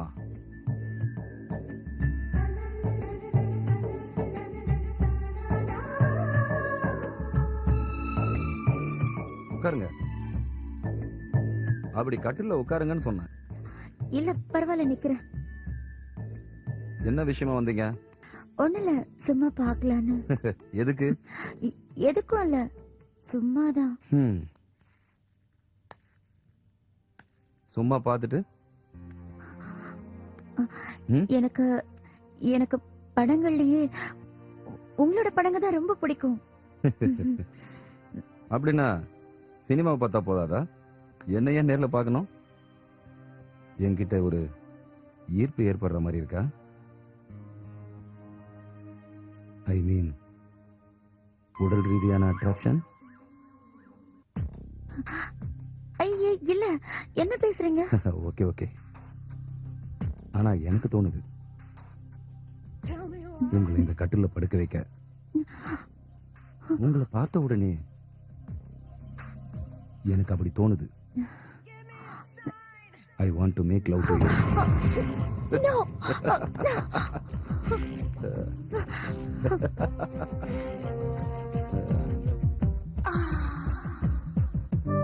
அந்த அப்பாவி ஹோமியோ டாக்டர் கிட்ட ஏன் அந்த மாதிரி நான் நடந்துகிட்டேன்னு பல தடவை நான் யோசிச்சு பார்த்திருக்கேன். அந்த திரைக்கதையை நான் முடிக்கிறதுக்கு ஒரு மேனியாக்கோட பாவத்தை எனக்குள்ள நான் உருவாக்க வேண்டியிருந்தது. அதெல்லாம் சும்மா என்னையே நான் காப்பாத்திக்கிற பிலாசபி. திடீர்னு உருவான ஒரு செக்ஸுவல் அப்பியரன்ஸ், காட்டு மிருகங்களுக்கு ஏற்படுற ஒரு உடல் ஈர்ப்பு, ஒரு வெறி. பகிரங்கமா சொல்லணும்னா அதான் உண்மை.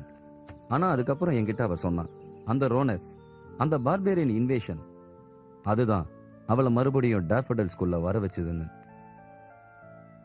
ஒரு ஹோமியோ டாக்டர், நீங்க ஒரு ரெவல்யூஷன் தான். ஹோமியோ டாக்டரா இருக்கிறதுல என்ன பிரச்சனை? ஒரு குழப்பமும் இல்ல. அதான் ஏதாவது ஒரு பிரச்சனை வரணும், எந்த பிரச்சனையா இருந்தாலும் பரவாயில்ல.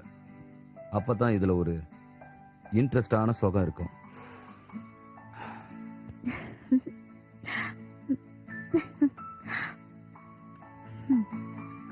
You're a pervert. No perversions, my dear. Only versions. என்ன சந்தேகம்? நீயும் மோசம் இல்ல. ஆனா நீங்க சொல்ற ப்ரோவர்ஷன்ல ஒரு தப்பான எண்ணம் இருக்கு. That kills the party. இத பத்தி பேச வேண்டாமே. அதெல்லாம் முடியாது. நீன்னு கூப்பிடுறப்போ நாம கொஞ்சம் நெருங்கின மாதிரி தோணும். தூரமா இருந்தா போர் அடிக்கும். ஆனா பக்கத்துல இருந்து பேசும்போதும் அன்பை பரிமாறும் போதும் ஒரு ரொமான்ஸ் இருக்கும். அது ஒரு அற்புதமான சுகம். அப்போ மனைவி மேல இருக்கிற பாசம்? என் குழந்தைங்களோட அம்மான்ற ஒரு அக்கறை. எனக்கு அவ மேல பக்தி இருக்கு, ஆனா ஆசை இல்லை. யார் என்னை பத்தி என்ன சொன்னாலும் அவ நம்ப மாட்டா. எனக்கு சில தடவை தோணிருக்கு, நான் இந்த மாதிரி மற்ற பொண்ணுங்களோட இருக்கிறத நேர்ல பார்த்தாலும் நம்ப மாட்டா. என்ன அவ முழுமையா நம்புறா. அவ நம்பிக்கை என்ன நிறைய தடவை பயமுறுத்தி இருக்கு. அவகிட்ட நான் குழஞ்சு போற ஒரு ட்ரஸ்ட். நானும் ஒரு பொண்டாட்டி தான். அப்படின்னா நான் இப்ப சொன்ன சில விஷயங்கள் உன் புருஷனுக்கு பொருத்தமா இருக்கும்.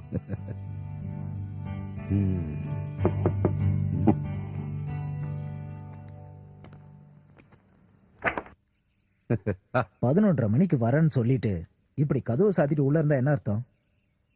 தெரியுமா இவர? மாதவன். திரைக்கதை, வசனம் எல்லாமே. நீ போ உஷா.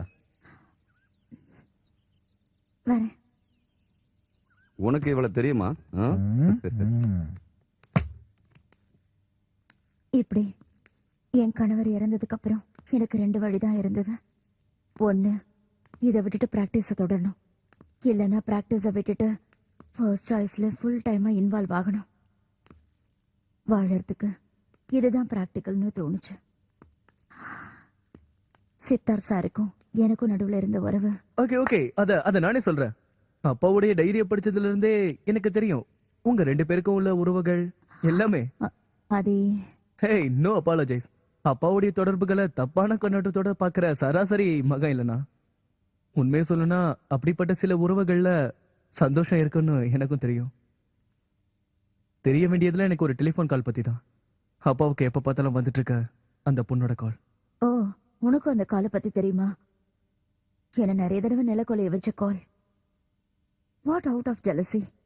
பட் சித்தன் அந்த காலுக்கு கொடுத்த முக்கியத்துவம், கான்சென்ட்ரேஷன், அந்த பொண்ணை அவர் ஒரு தடவை கூட பார்த்ததே இல்லை.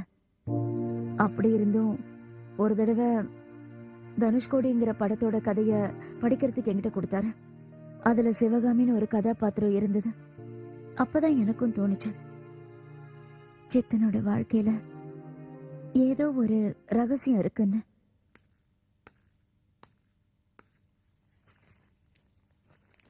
அவ்வளவு சீக்கிரம் படிச்சு முடிச்சாச்சா? 2 தடவை ராத்திரி முழுக்க. ரிலீஸ் ஆன ஃபர்ஸ்ட் டே பெட்டி எடுத்து உள்ள வைப்போமா இல்ல ஓடுமா? ஏன், என்னாச்சு? எதுக்கு இப்படி போர் அடிக்கிற மாதிரி பேசுறீங்க? என்ன போர் அடிக்கிறேனா? எப்போவாது போர் அடிச்சனா இல்ல இப்ப மட்டும் போர் அடிக்கிறேனா? உண்மையை சொல்லணும்னா என்னுடைய படத்தை புரிஞ்சவங்க மட்டும் பார்க்கணும்னு சொல்றது அது தப்பிக்க நினைக்கிறது. சரி போட்டோம். என் வாழ்க்கையில நான் பகிரங்கமா ஏத்துக்க முடியாத என்னுடைய ஆசை நாயகி, என்னுடைய பேரழகி உஷாவுக்கு இந்த கதையில ஏதாவது சந்தேகமா? ஒண்ணும் இல்ல, ஒரு கியூரியாசிட்டி தான். யார் அந்த தனுஷ்கோடி கதாநாயகி சிவகாமி? பரமேஸ்வரன் ஒரு தடவை கூட பார்க்காத அந்த தமிழ் பொண்ணு. சாரி. கண்டிப்பா நீ இல்ல. அவ்வளவு முட்டாள் இல்லைன்னா கொஞ்ச நாளைக்கு அப்புறமா நான் ஒண்ணு இல்லைன்னு எனக்கு நல்லா தெரியும். ஏய், டோன்ட் ஃபிஷ் ஃபார் காம்ப்ளிமெண்ட்ஸ். அந்த கேரக்டரோட நீ முக்கியமானவன்னு ஒரு டைலாக் என் வாயிலேருந்து வரும்னு எதிர்பார்த்தா ஐ எம் சாரி. பொய் சொல்ற மூடு இப்ப எனக்கு இல்ல.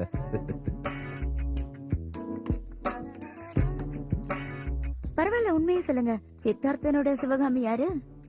என்னுடைய உண்மையான வாழ்க்கையிலிருந்து நான் கொண்டு வந்த கதாபாத்திரம் தான் சிவகாமின்னு நீங்க உறுதியா சொல்லும் பொழுது I feel more enticed to you. It makes you more desirable. ச்சே. என்ன பண்றது? பொண்ணை பார்த்து பேசும்போது I was an autopilot, I get physical. வெறும் உடல் சுகத்துக்காக மட்டும்தான். ஆனா அவ மேல ஒரு மோகம், the love without lust. கண்ணுக்கு தெரியாத அழகான ராகம். அவ தான் பொண்ணு. நீங்க கேட்ட அந்த சிவகாமி. சிவகாமி தான் அவளோட பேரேவா? Does it matter? பேரை அப்படியே வச்சுக்கலாம். என்னுடைய கனவுகளுக்கும் நினைவுகளுக்கும் நடுவில் இருக்கிற போன் காலோட சத்தம் தான் அவ. சில சமயம் ஒண்ணுமே எழுதாத கடிதத்துல வர வார்த்தைகள் தான் அவள். வேற மாதிரி சொல்லணும்னா நர்சரி குழந்தையோட 4 லைன் பேப்பர்ல எழுதின அறகுறையான எழுத்துக்கள் தான் அவள். மூச்சு தீண்டாத, உடல் உரசாத, புனிதமானது தான் என் முதல் காதல். My first love. கடைசி காதலும் அதுதான்.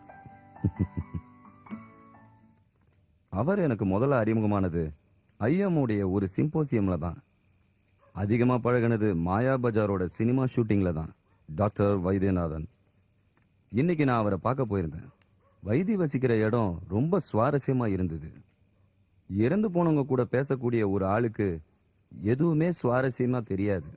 நம்மளால பார்க்க முடியாத ஒரு உலகத்தை ரொம்ப அற்புதமா அவர் பார்த்தாரு. வைத்தியோடு நான் கழித்த நிமிடங்கள். டாக்டர் வைத்தியநாதன். அவரை நான் பார்க்கணும்னு ஆசைப்பட்டதே அப்பாவுக்கும் அவருக்கும் இருந்த நட்பு தான் காரணம்னு நினைக்கிறேன். அவரு அவங்க கூடலாம் நல்லா பேசுவாரு. எனக்கு என்னமோ அவர்கிட்ட இருந்து விவரங்களை தெரிஞ்சுக்க முடியும்னு தோணுச்சு.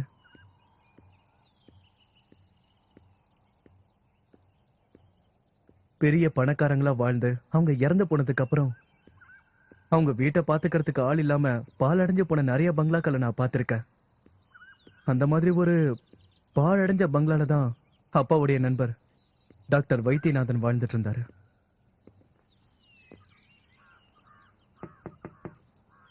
வைத்தி சார்,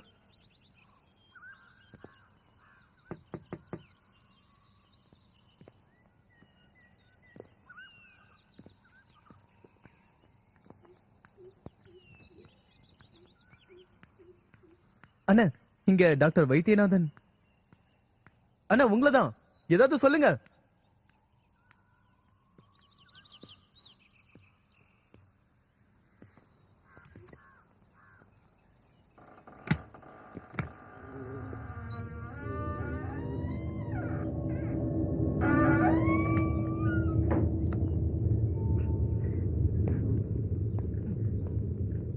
வைத்திய சார்,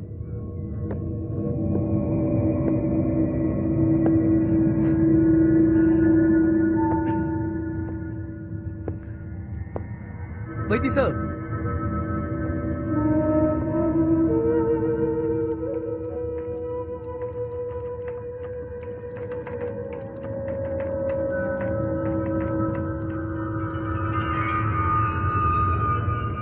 சார்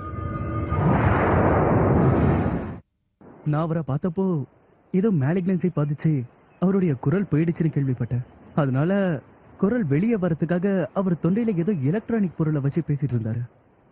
அவர் வாழ்ந்த வீடு, அவர் வாழ்ந்த சூழ்நிலை, அவரோட பாதிக்கப்பட்ட அந்த குரல், இதெல்லாம் வச்சு பார்க்கும்போது I can imagine it must happen here. You bet it was. மரணத்துக்கும் வாழ்க்கைக்கும் நடுவில் இருக்கிற மீடியேட்டர். இப்படிதான் எங்க அப்பா டைரியில உங்களை பத்தி எழுதியிருக்காரு. He mentioned that you are a lucky guy.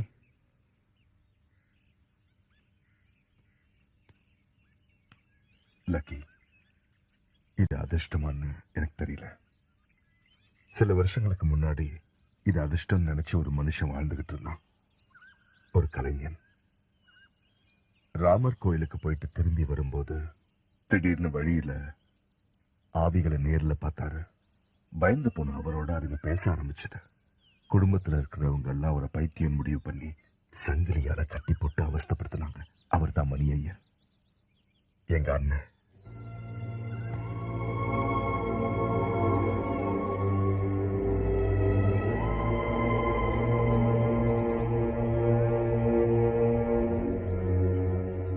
கடல் பக்கத்தில் தான் எங்க வீடு இருந்தது.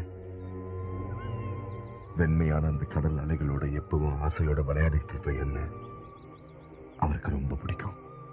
சந்தன கட்ட மாதிரி அவரோட அழகான கைகளால என்னை கட்டி பிடிச்சு அழுதுகிட்டே எங்க அண்ணன் சொல்லுவாரு, வைத்தி, நான் சொல்றது உண்மை.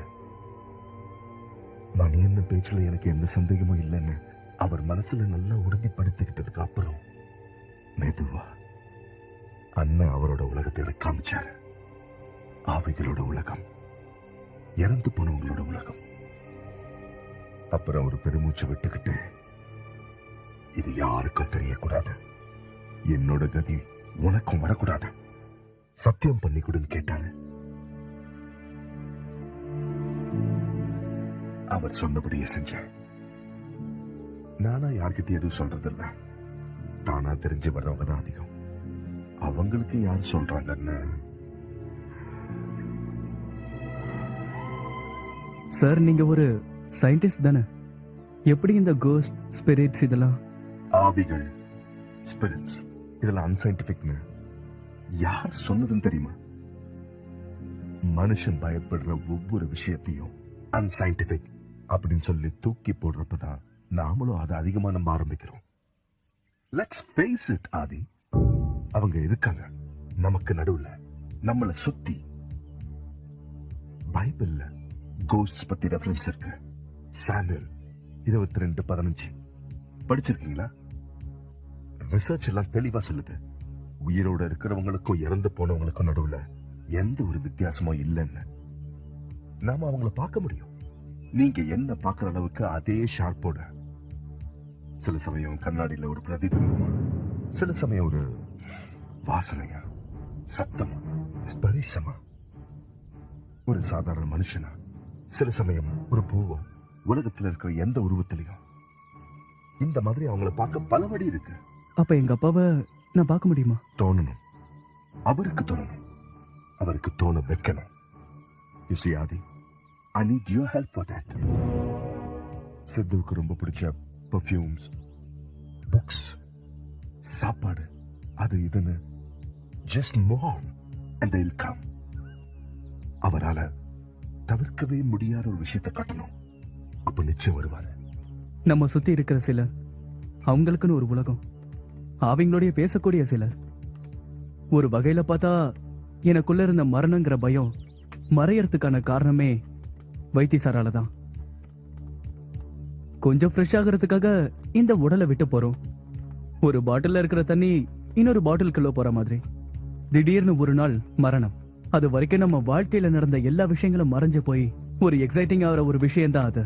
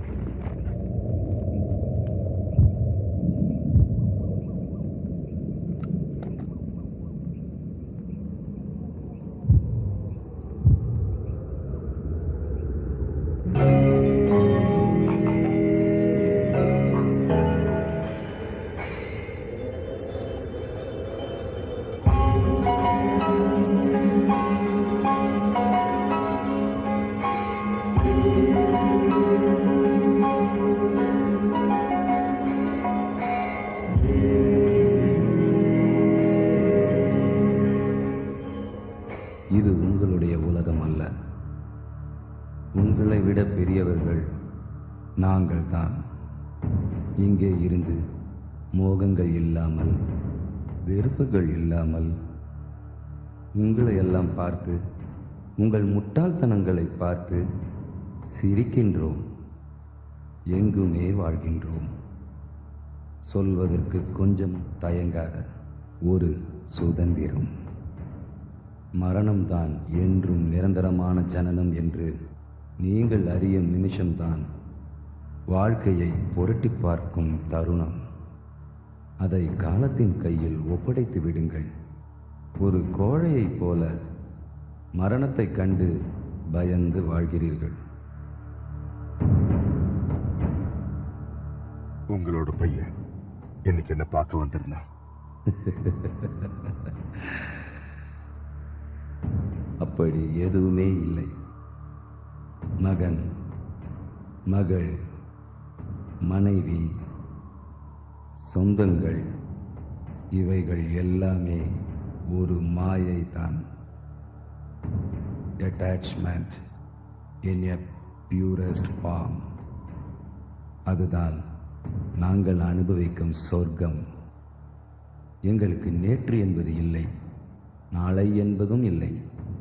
இன்று, இந்த நிமிடம் என்கிற உலகம் மட்டும்தான். இது முதல் தடவை இல்லை சித்தன்.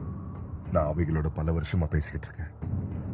இந்த ஜென்மத்திலையும் உங்களை ஒரு எனிக்மாவை தான் எல்லாரும் பார்க்கறாங்க. உங்க கூட பேசுற எல்லாரையும் அற்புதமாக்க ட்ரை பண்றேன். நீங்க உண்மையாவே இல்லை. அப்ப மட்டும் இல்ல, மனுஷங்க பேசுற மாதிரி பிலாசபியோட சாயலே இல்லாத மாதிரி பேச நீங்க இப்பவும் தயாரா இல்லையே? அப்போ இப்போ அப்படி எதுவுமே இல்லையே. எப்பொழுதும் என்கிற ரியாலிட்டி, அதுதான் உண்மை. அதை பத்தி இப்ப நான் எதுவுமே பேசல. உங்களோட மரணம் யாருக்கும் புரியாத ஒரு மர்மமாவே இருக்கு. உங்களோட பையன் அந்த ரகசியம் தெரியாம ரொம்ப குழம்பி போயிருக்கான். பேசுங்க சித்தன், பேசுங்க. If you can. என்ன நடந்ததுன்னு சொல்லுங்க. Come on.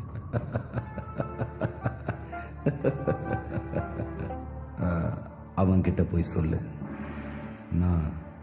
நான் இறந்து போயிட்டேன்னு வருத்தப்படவே வேண்டாம்.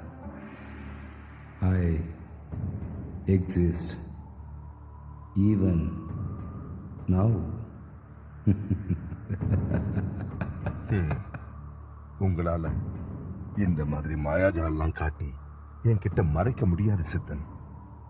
உங்களுடைய உலகத்தோட பயணங்களை நிறைய பார்த்தவன்னா அங்க எனக்கு நிறைய நண்பர்கள் இருக்காங்க. Carry on Siddhan, carry on, carry on this game. நான் கண்டுபிடிச்சிடுவேன். ஓ ஓ என்னுடைய அன்பிற்குரிய எல்லா உயிரினங்களுக்கும் என்னுடைய அன்பான வாழ்த்துக்கள். You are a negotiator.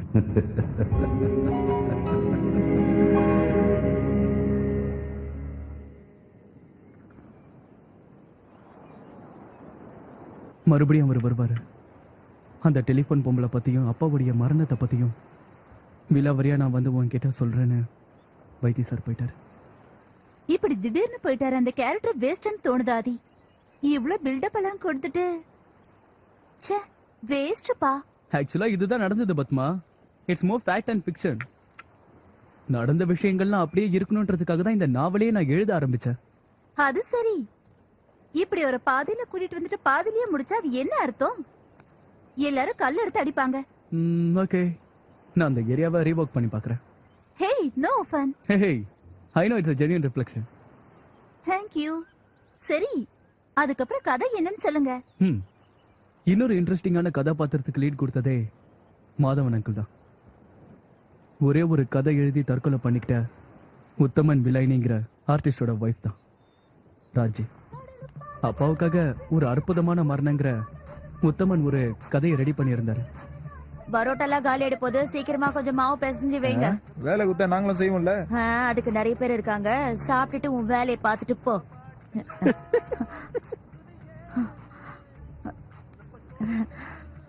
நீங்க சித்தன் சாரோட நீங்க தானே ராஜி? வணக்கம். உட்காருங்க.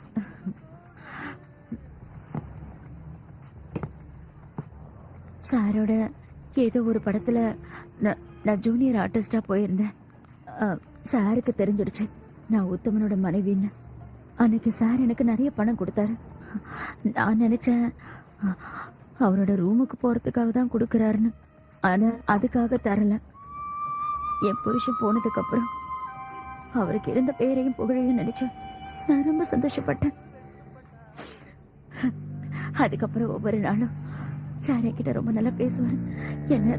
என்ன தினம் ஷூட்டிங்க்கு வர சொல்வாரு. எக்ஸ்ட்ரா பணமும் கொடுப்பாரு. அந்த படம் முடிஞ்சதுக்கு அப்புறம் ஒரு தடவை நான் சார வேற ஒரு வீட்டுல போய் பார்த்தேன். அந்த வீட்டோட பேரு டாஃபடைல்ஸா? டாஃபடி. அதான் அந்த பேரு தான்.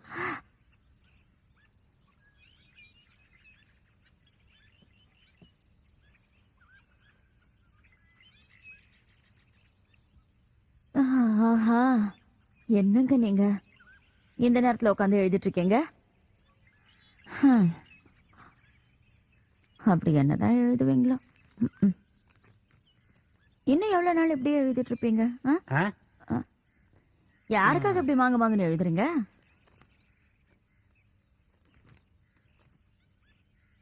என்னங்க ஒரு நிமிஷம், நான் சொல்றத கொஞ்சம் கேளுங்களேன். கொஞ்சம் நில்லுங்க. பெரிய டைரக்டர் எல்லாம் பார்க்க போறீங்க, கொஞ்சம் குளிச்சுட்டு போங்களேன். எவ்வளவு நாள் ஆச்சு நீங்க குளிச்சு? கிட்ட போனா நேராது. கதவை சாத்திர உள்ள போடு. நான் பிறந்தப்ப நரசம்மா குளிப்பாட்டினதோட சரி, இவ பெருசா சொல்ல வந்துட்டா. பத்திரங்க. என்னங்க முகத்தையாவது கழுவிட்டு போலாம்ல? ஐயோ, முதல்ல நல்லா குளிடா, உடம்புக்கு எதனா ஆக போகுது. நல்லா அப்பா ஜன்னி வந்துடும் போல இருக்கா.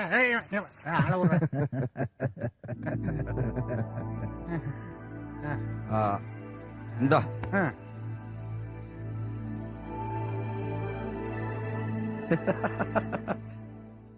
அப்போ இதுதான் ஒரிஜினல் நிறமா? இவ்வளவு நாள் பார்த்ததெல்லாம்? ஏன்டா நீ இப்படி குளிக்காம உடம்பு அழுக்கா வச்சிட்டு இருக்க? அப்படி என்ன நீ கலைய வளர்க்க போற, கதை எழுத போற? இப்ப எவ்வளவு அழகா சுத்தமா இருக்கான் பாரு. பல்லு தேய்க்காம, குளிக்காம, தலைய கழுவாம ஏன் இப்படி இருக்கான்னு தெரியவே மாட்டேங்குது. காதுல அழுக்கும், மூக்குல அழுக்கும். இப்படியே இருந்துனா உடம்புல பெரிய பெரிய கட்டி தான் வரும். மனுஷனுக்கு உடம்புல பாதி நோய் வரதுக்கு காரணமே இப்படி குளிக்காம இருக்கிறது தான்.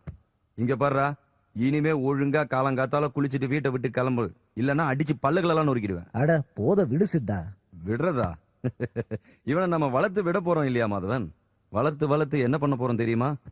இனிமே வர பிலிம் ஃபெஸ்டிவலுக்கெல்லாம் தாடியை வளர்த்து ஜிப்பாவை போட்டு விட்டு அப்படியே பரம்பரையா பெரிய கதை எழுதுற ஆள் மாதிரி ஒரு பில்டப் கொடுத்து தியேட்டருக்கு வர ஒவ்வொரு ஆடியன்ஸையும் இவனை, இந்த லூச ஆராதிக்கிற ஒரு கலைஞனை மாத்தணும்.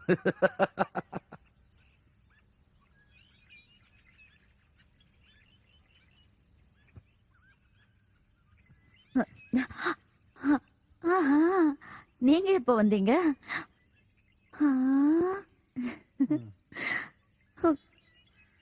உள்ள வாங்க.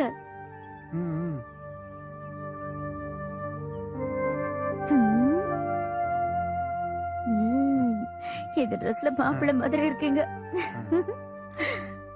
உட்காருங்க. என்னங்க என்னாச்சு? எழுந்துருங்க. என்னங்க எதுக்கு அழுறீங்கன்னு சொல்லுங்க. என்னாச்சு?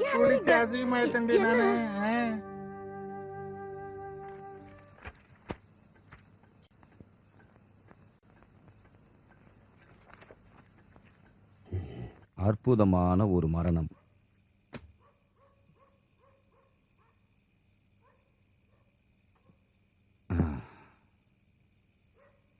மாதவன், இது வரைக்கும் நான் பார்த்ததுலேயே ஒரு டிஃப்ரெண்டான பிரில்லியண்டான ஸ்கிரிப்டை தான் இந்த அரக்கிருக்கன் எழுதிட்டு வந்திருக்கான். குப்பை அல்றவன் நாரி போய் வர மாதிரி அன்னைக்கு இவன் நாத்தத்தோடு வந்த நேரம் எனக்கு மனசுல ஒரு மின்னல் அடிச்சது. அது தப்பாகல. யாரையும் காப்பி அடிக்காம எவனும் தப்பா விமர்சனம் பண்ண முடியாத அளவுக்கு எவனோட சாயலும் இல்லாம தெளிவான ஒரு அழகான திரைக்கதை.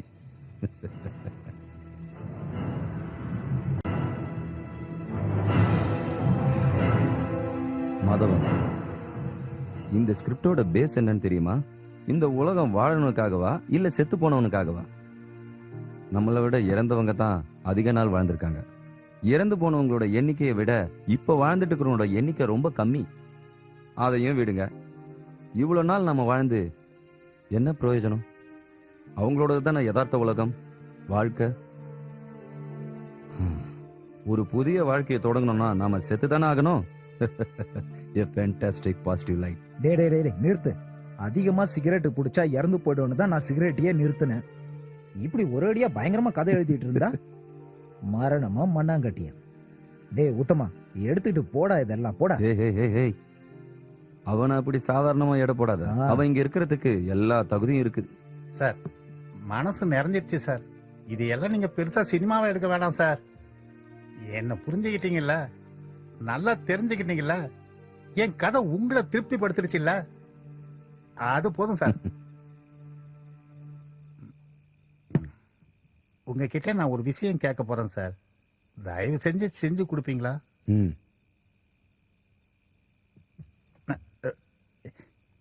எனக்கு செய்யறதுக்கு பயம். எவ்வளவு தண்ணி அடிச்சாலும் தைரியம் வரமாட்டேங்குது. எனக்கு நீங்க தான் உதவி பண்ணணும் சார். உன் கதை அரங்கேறதுக்கு உனக்கு ஒரு சப்போர்ட் வேணும் இல்ல? உத்தமா,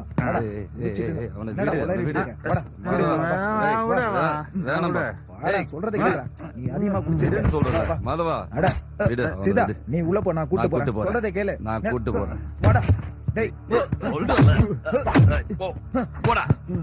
என்னையே அடிச்சிட்டல, நட்பை அவமானப்படுத்திட்டியடா. தண்ணி அடிச்சா கண்ணு மணி தெரியாதுல்ல, இனிமே நான் உன்னை பார்க்கவே மாட்டேன்டா.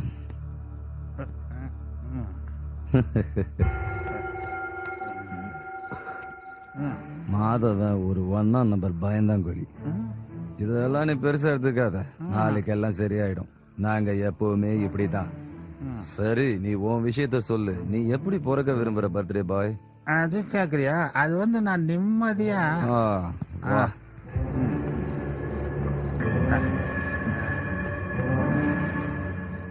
உத்தமா, உனக்கு ஒரு புது வாழ்க்கையை ஏற்படுத்தி கொடுக்க போற பாக்கியம் எனக்கு.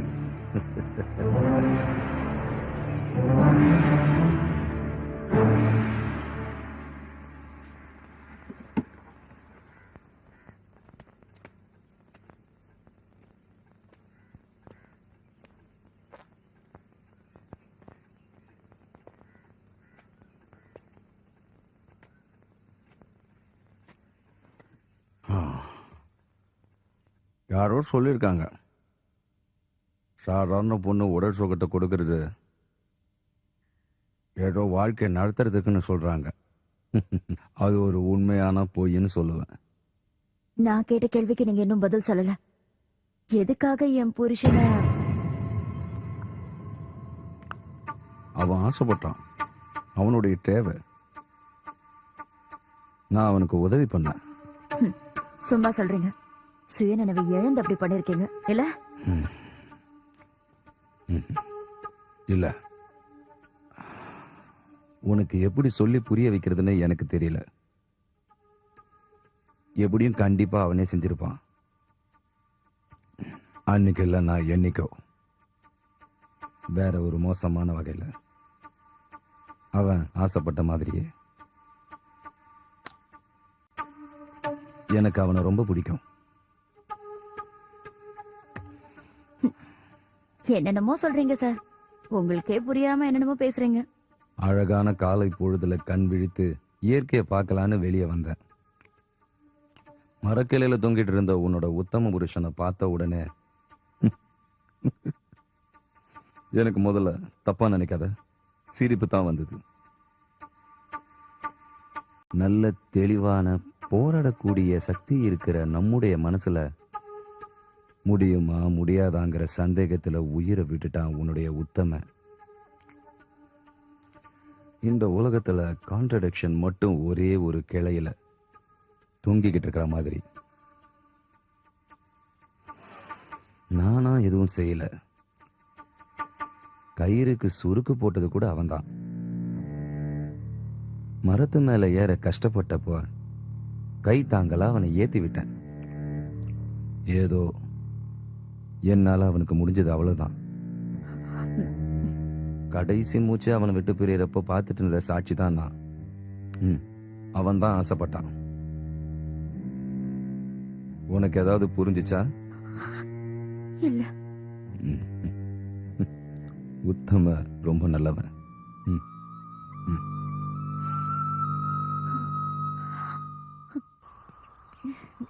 இத வார்த்தைக்காக சொல்றேன்னு நினைக்காதீங்க. நிஜமாவே எனக்கு ரொம்ப கஷ்டமா இருக்கு. நான் உங்களுக்கு ஏதாவது செய்யணும்னு தோணுது. காசு ஏதாவது தரப்போறியா? உங்ககிட்ட எவ்வளவோ காசு இருக்கலாம், ஆனா அந்த காசெல்லாம் எனக்கு வேண்டாம். எனக்கு ரொம்ப சந்தோஷமா இருக்கு.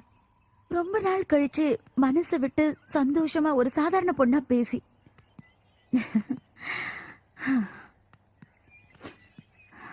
அதுக்கப்புறம் நீங்க எப்பயாவது அப்பாவை பார்த்திருக்கீங்களா? பார்த்தேன். அவரு கூப்பிடாமலேயே நான் ஒரு தடவை அவரை போய் அங்க பார்த்தேன். ஆனா சார் ஏதோ மன கஷ்டத்துல இருந்தார் போல இருக்கு. இதுக்கு முன்னாடி நான் அவரை அப்படி பார்த்ததே இல்ல.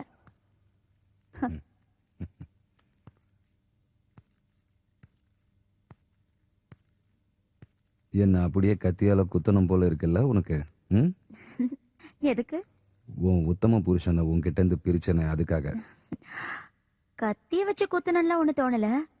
பின்ன ஒரு பெரிய பாறாங்கல்ல தூக்கி உங்க தலையில போடலாமா, இல்ல ஒரு பெரிய பில்டிங்ல இருந்து உங்களை கீழே தள்ளலாமான்னு அப்படிலாம் நான் கனவு கண்டு இருக்கேன். ஒரு வாய்ப்பு தந்தா நீ அப்படி செய்வியா? அந்த மாதிரி வாய்ப்பு கிடைக்கும் போது யாராவது அப்படி செஞ்சாங்களான்னு எனக்கு தெரியணுங்க. அப்படின்னா? உங்களுக்கு தெரியாது, அப்பா அந்த கட்டடத்துல இருந்து கால் தடிக்க கீழே விழுந்து சாகல.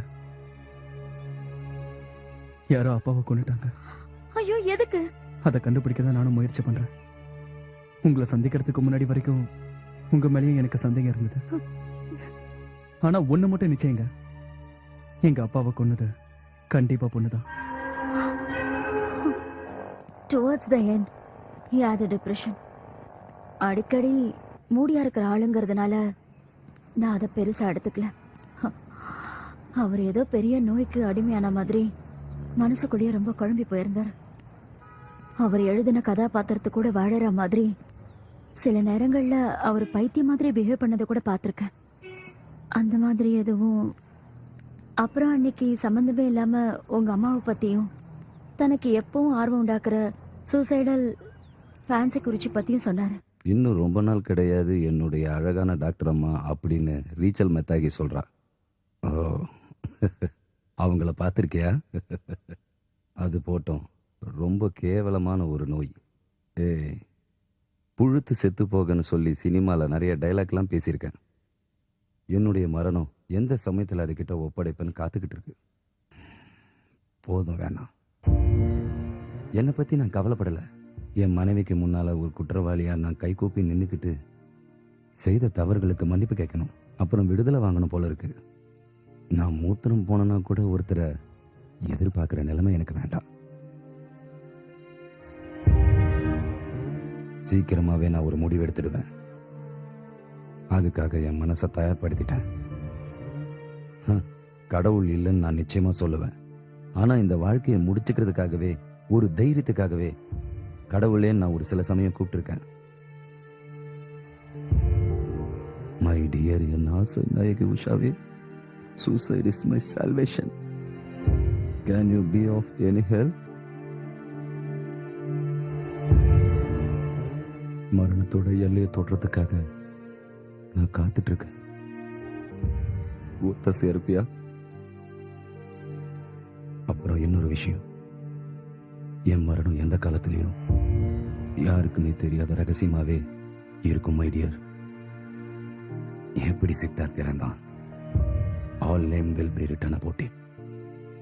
என் காலத்துக்கு அப்புறமும் எப்படி சித்தார்த் இறந்தான்னு அதி புத்திசாலிங்க கூட தேடிக்கிட்டே இருப்பாங்க உஷா. சோ ப்ராமிஸ் மீ, என்னோட சேர்ந்து இந்த ரகசியத்தை நீயும் காப்பாற்றுவேன்.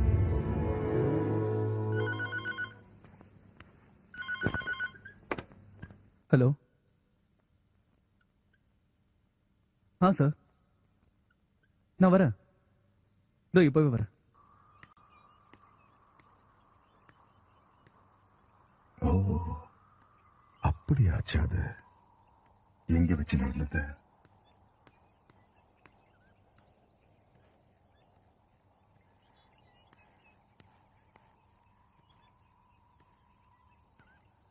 ஹாஸ்பிட்டலுக்கு யாரும் கூட்டிட்டு போலியா? நேஷனல் ஹைவே தானே, யாராவது வந்திருப்பாங்கல்ல. கஷ்டம். வைத்தி சார்,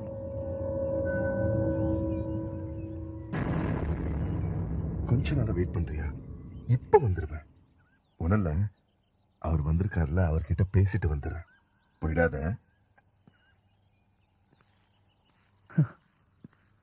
யாரோட?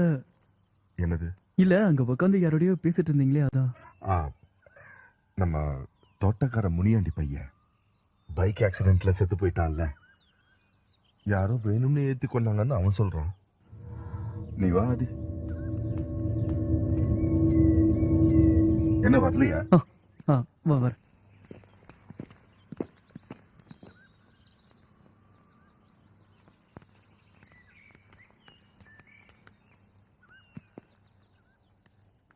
உங்க அப்பா இருக்காரு, the most encourageable soul I've ever met.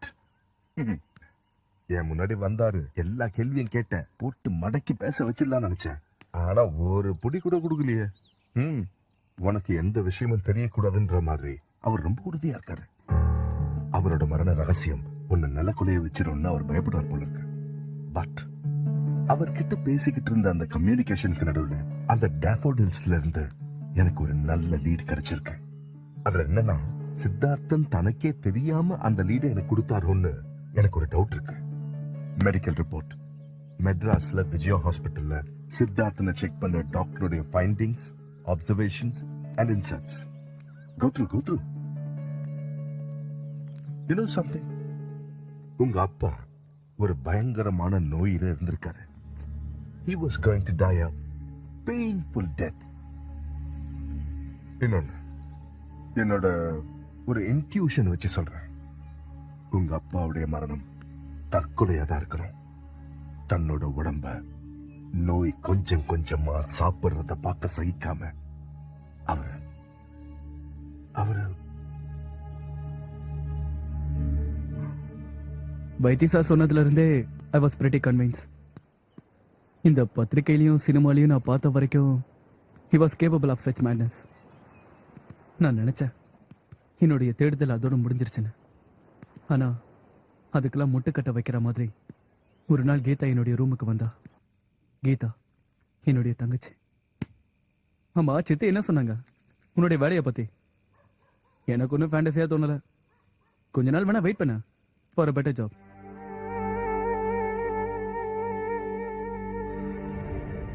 என்ன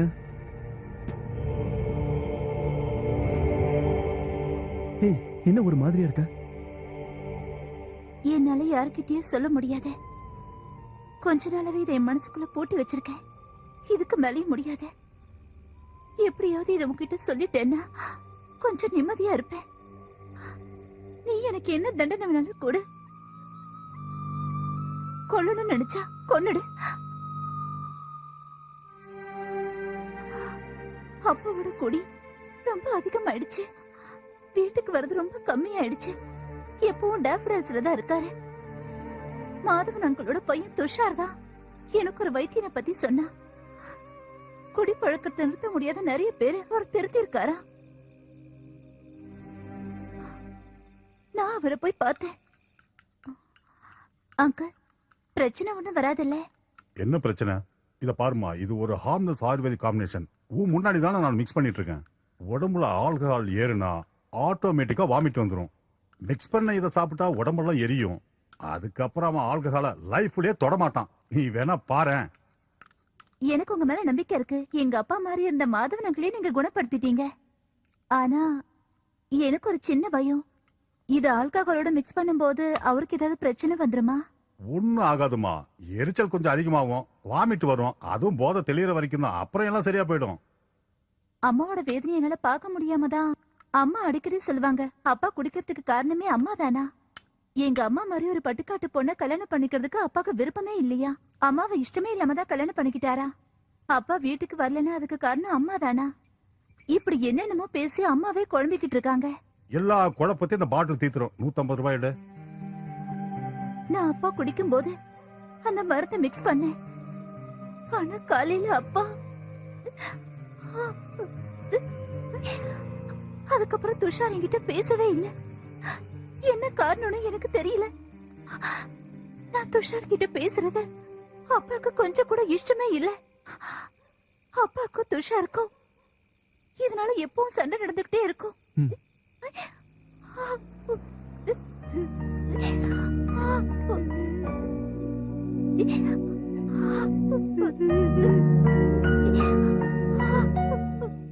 துஷாரை பார்க்க எனக்கு விருப்பமே இல்லை. அவனுக்கும் கீதாக்கும் இருக்கிற பிரச்சனை தீர்த்து வைக்கணும்னு எனக்கு தோணவும் இல்லை. எங்க அப்பாக்கே பிடிக்காத ஒரு உறவை தொடர வேணான்ற ஒரு எண்ணம் தான் எனக்குள்ள இருந்தது. அது மட்டும் இல்ல, அதுக்கப்புறம் அவனை பார்க்கணுன்ற எந்த நினைப்புமே எனக்கு வரல. சொல்ல போனா அவன் என் பழைய நண்பர்கள்ல ஒருத்தன். எனக்கு அவனை சுத்தமா பிடிக்காது.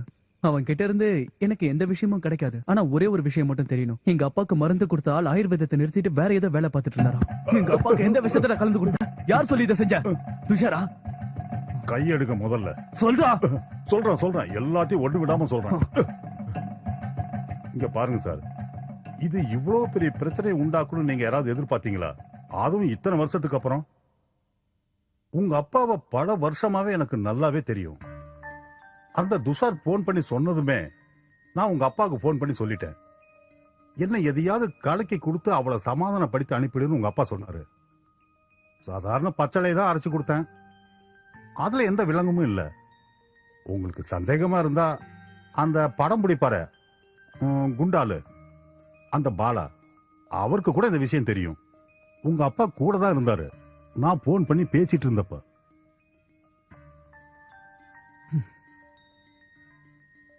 விடுங்க. உங்களுக்கு கைராசில நல்லா பார்க்க தெரியும்ல. என் கைய பார்த்து சொல்லுங்க, எங்க அப்பா எப்படி இறந்துருப்பாருன்னு. பார்க்கலாமே. சரியா கணிச்சு சொல்ல முடியாதுப்பா. இருந்தாலும் கொஞ்சம் சந்தேகம் தான்.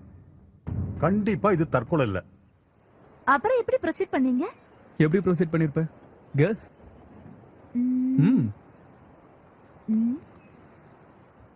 அப்பாவோட ரகசிய காதலி டெலிபோன் குரல்.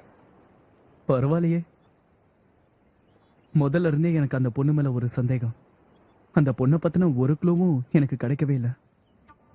சும்மா ஒரு நாள் பேசிட்டு இருக்கும்போது பாலன் அங்கிள் தான் என்கிட்ட சொன்னாரு, அப்பா எழுதி முடிக்காத ஒரு கதை பாக்கி இருக்குன்னு. அப்பா இறந்ததுக்கு அப்புறம் டேஃபடில்ஸ்க்கு போன பாலா அங்கிள் அந்த கதையை பார்த்து எடுத்துட்டு வந்தாரா.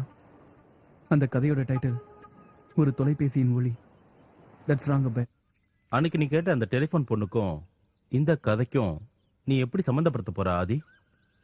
இதை உங்க அப்பா ஒரு ஆட்டோபயோகிராஃபியா தான் எழுதியிருக்காரு. ஒரு கணவன் மனைவி கிட்ட சொல்ற கன்ஃபெஷன் மோட்ல தான் இந்த கதையும் ஆரம்பிக்குது. எழுதி முடிக்கவே இல்லை. ஆனா இதுல ரெண்டாவது பொண்ணோட த அதர் உமன்ங்கிற இடத்துல எழுதியிருக்கிறது டெலிஃபோன்ல மட்டும் கேட்டு பழகின ஒரு பெண்ணோட குரல்.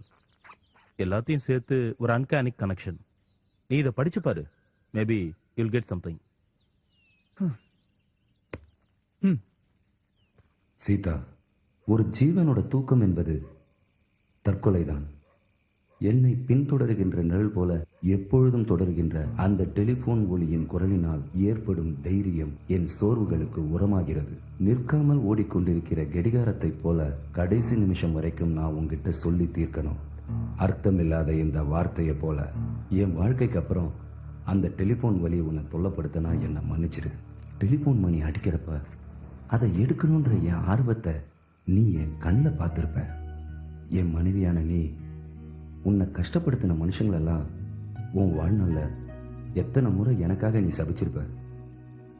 உனக்கு அற்புதமான இன்னொரு ஜென்மம் கண்டிப்பாக காத்துட்டு இருக்கும். உனக்கு ஒரு நல்ல கணவனும் உன் குழந்தைகளுக்கு இன்னொரு அப்பாவா ஒரு ஆண். உன்னோட உருவமா இது இருக்காது. என்னுடைய எல்லா கெட்ட விஷயங்களுக்கும் நடுவில் சிரிச்சு சிரிச்சு நீ ரொம்பவே கஷ்டப்பட்டிருக்கமா சீதா.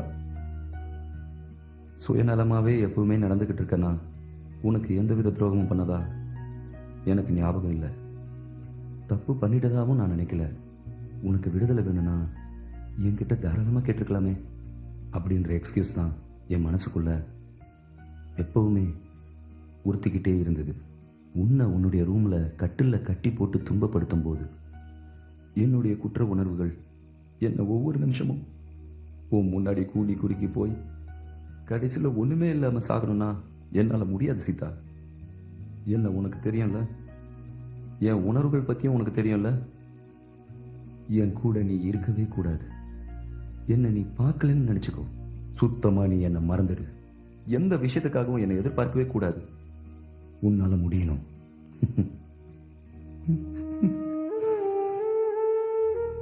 நான் மறுபடியும் உன்கிட்ட நீ எதிர்பார்க்கல. எனக்குள்ள இருக்கிற தவறுகளை நான் நோய்வாய்ப்பட்டு சாகிற நேரத்தில் உணர்றேன்ல. என் வாழ்க்கையில் இதுதான் பெரிய அவமானம்.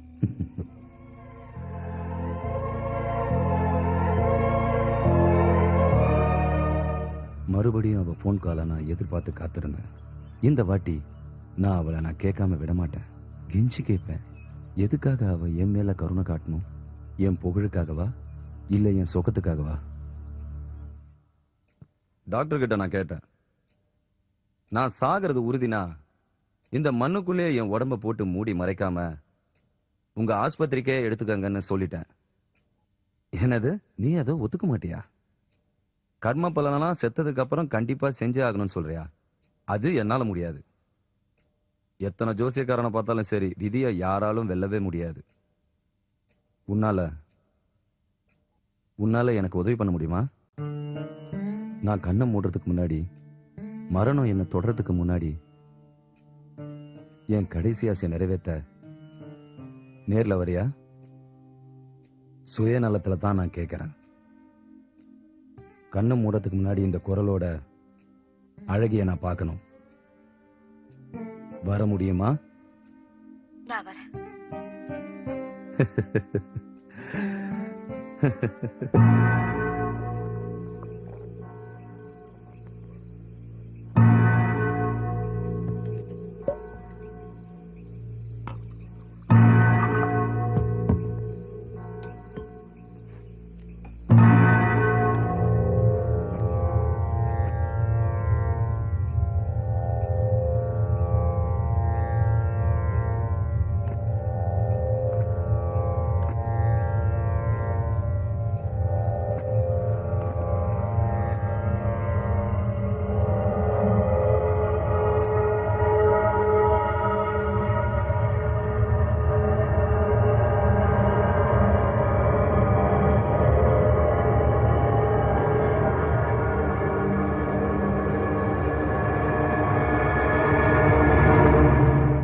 பொண்ணு ஆதி யாருன்னு கேக்குறானே. சொல்ல முடியாத. உங்களை கொண்டு கடல்ல தூக்கி போட்டுருவேன். ஏன் இப்படி டென்ஷன் பண்றீங்க? யாருன்னு சொல்லுங்க ப்ளீஸ். நீதான் பெரிய புத்திசாலியாச்சே, நீயே கண்டுபிடி. You won't get it out of my mouth. நாவலோட என்ன படிச்சா எனக்கு தெரிய போகுது. ஹேய், இல்ல, நாவல்ல கடைசியில அப்பா இறந்துட்டாருன்னு தான் எழுதியிருக்கேன். அந்த பொண்ணை பத்தின எந்த விஷயமும் நான் எழுதல. ஆதி, you are a sadist. இப்படி என்ன குழப்பி இன்னைக்கு என் தூக்கத்தை கெடுக்கணுங்கிறது உங்களோட பிளான். ரொம்ப தேங்க்ஸ். நான் வரேன்.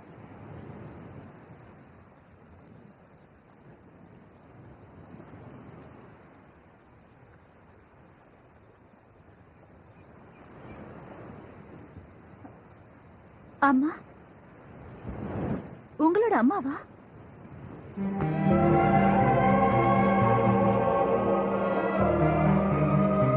சித்தார்த்தோட மைத்திலி போனோட ரிசீவர்ல முந்தானியோட தலைப்பு சுத்தி அப்பாவுக்கு பிடிச்ச குரல அம்மா ஏன் மாறினாங்கன்னு எனக்கு இன்னும் புரியாத புதிராவே இருக்கு. ஆனா அவங்க செஞ்சதும் தப்புன்னு எனக்கு தோணல. ஏ பத்மா, உனக்கு என்ன? வேண்டாம். யாரையாவது அந்த அளவுக்கு காதலிக்க முடியுமா?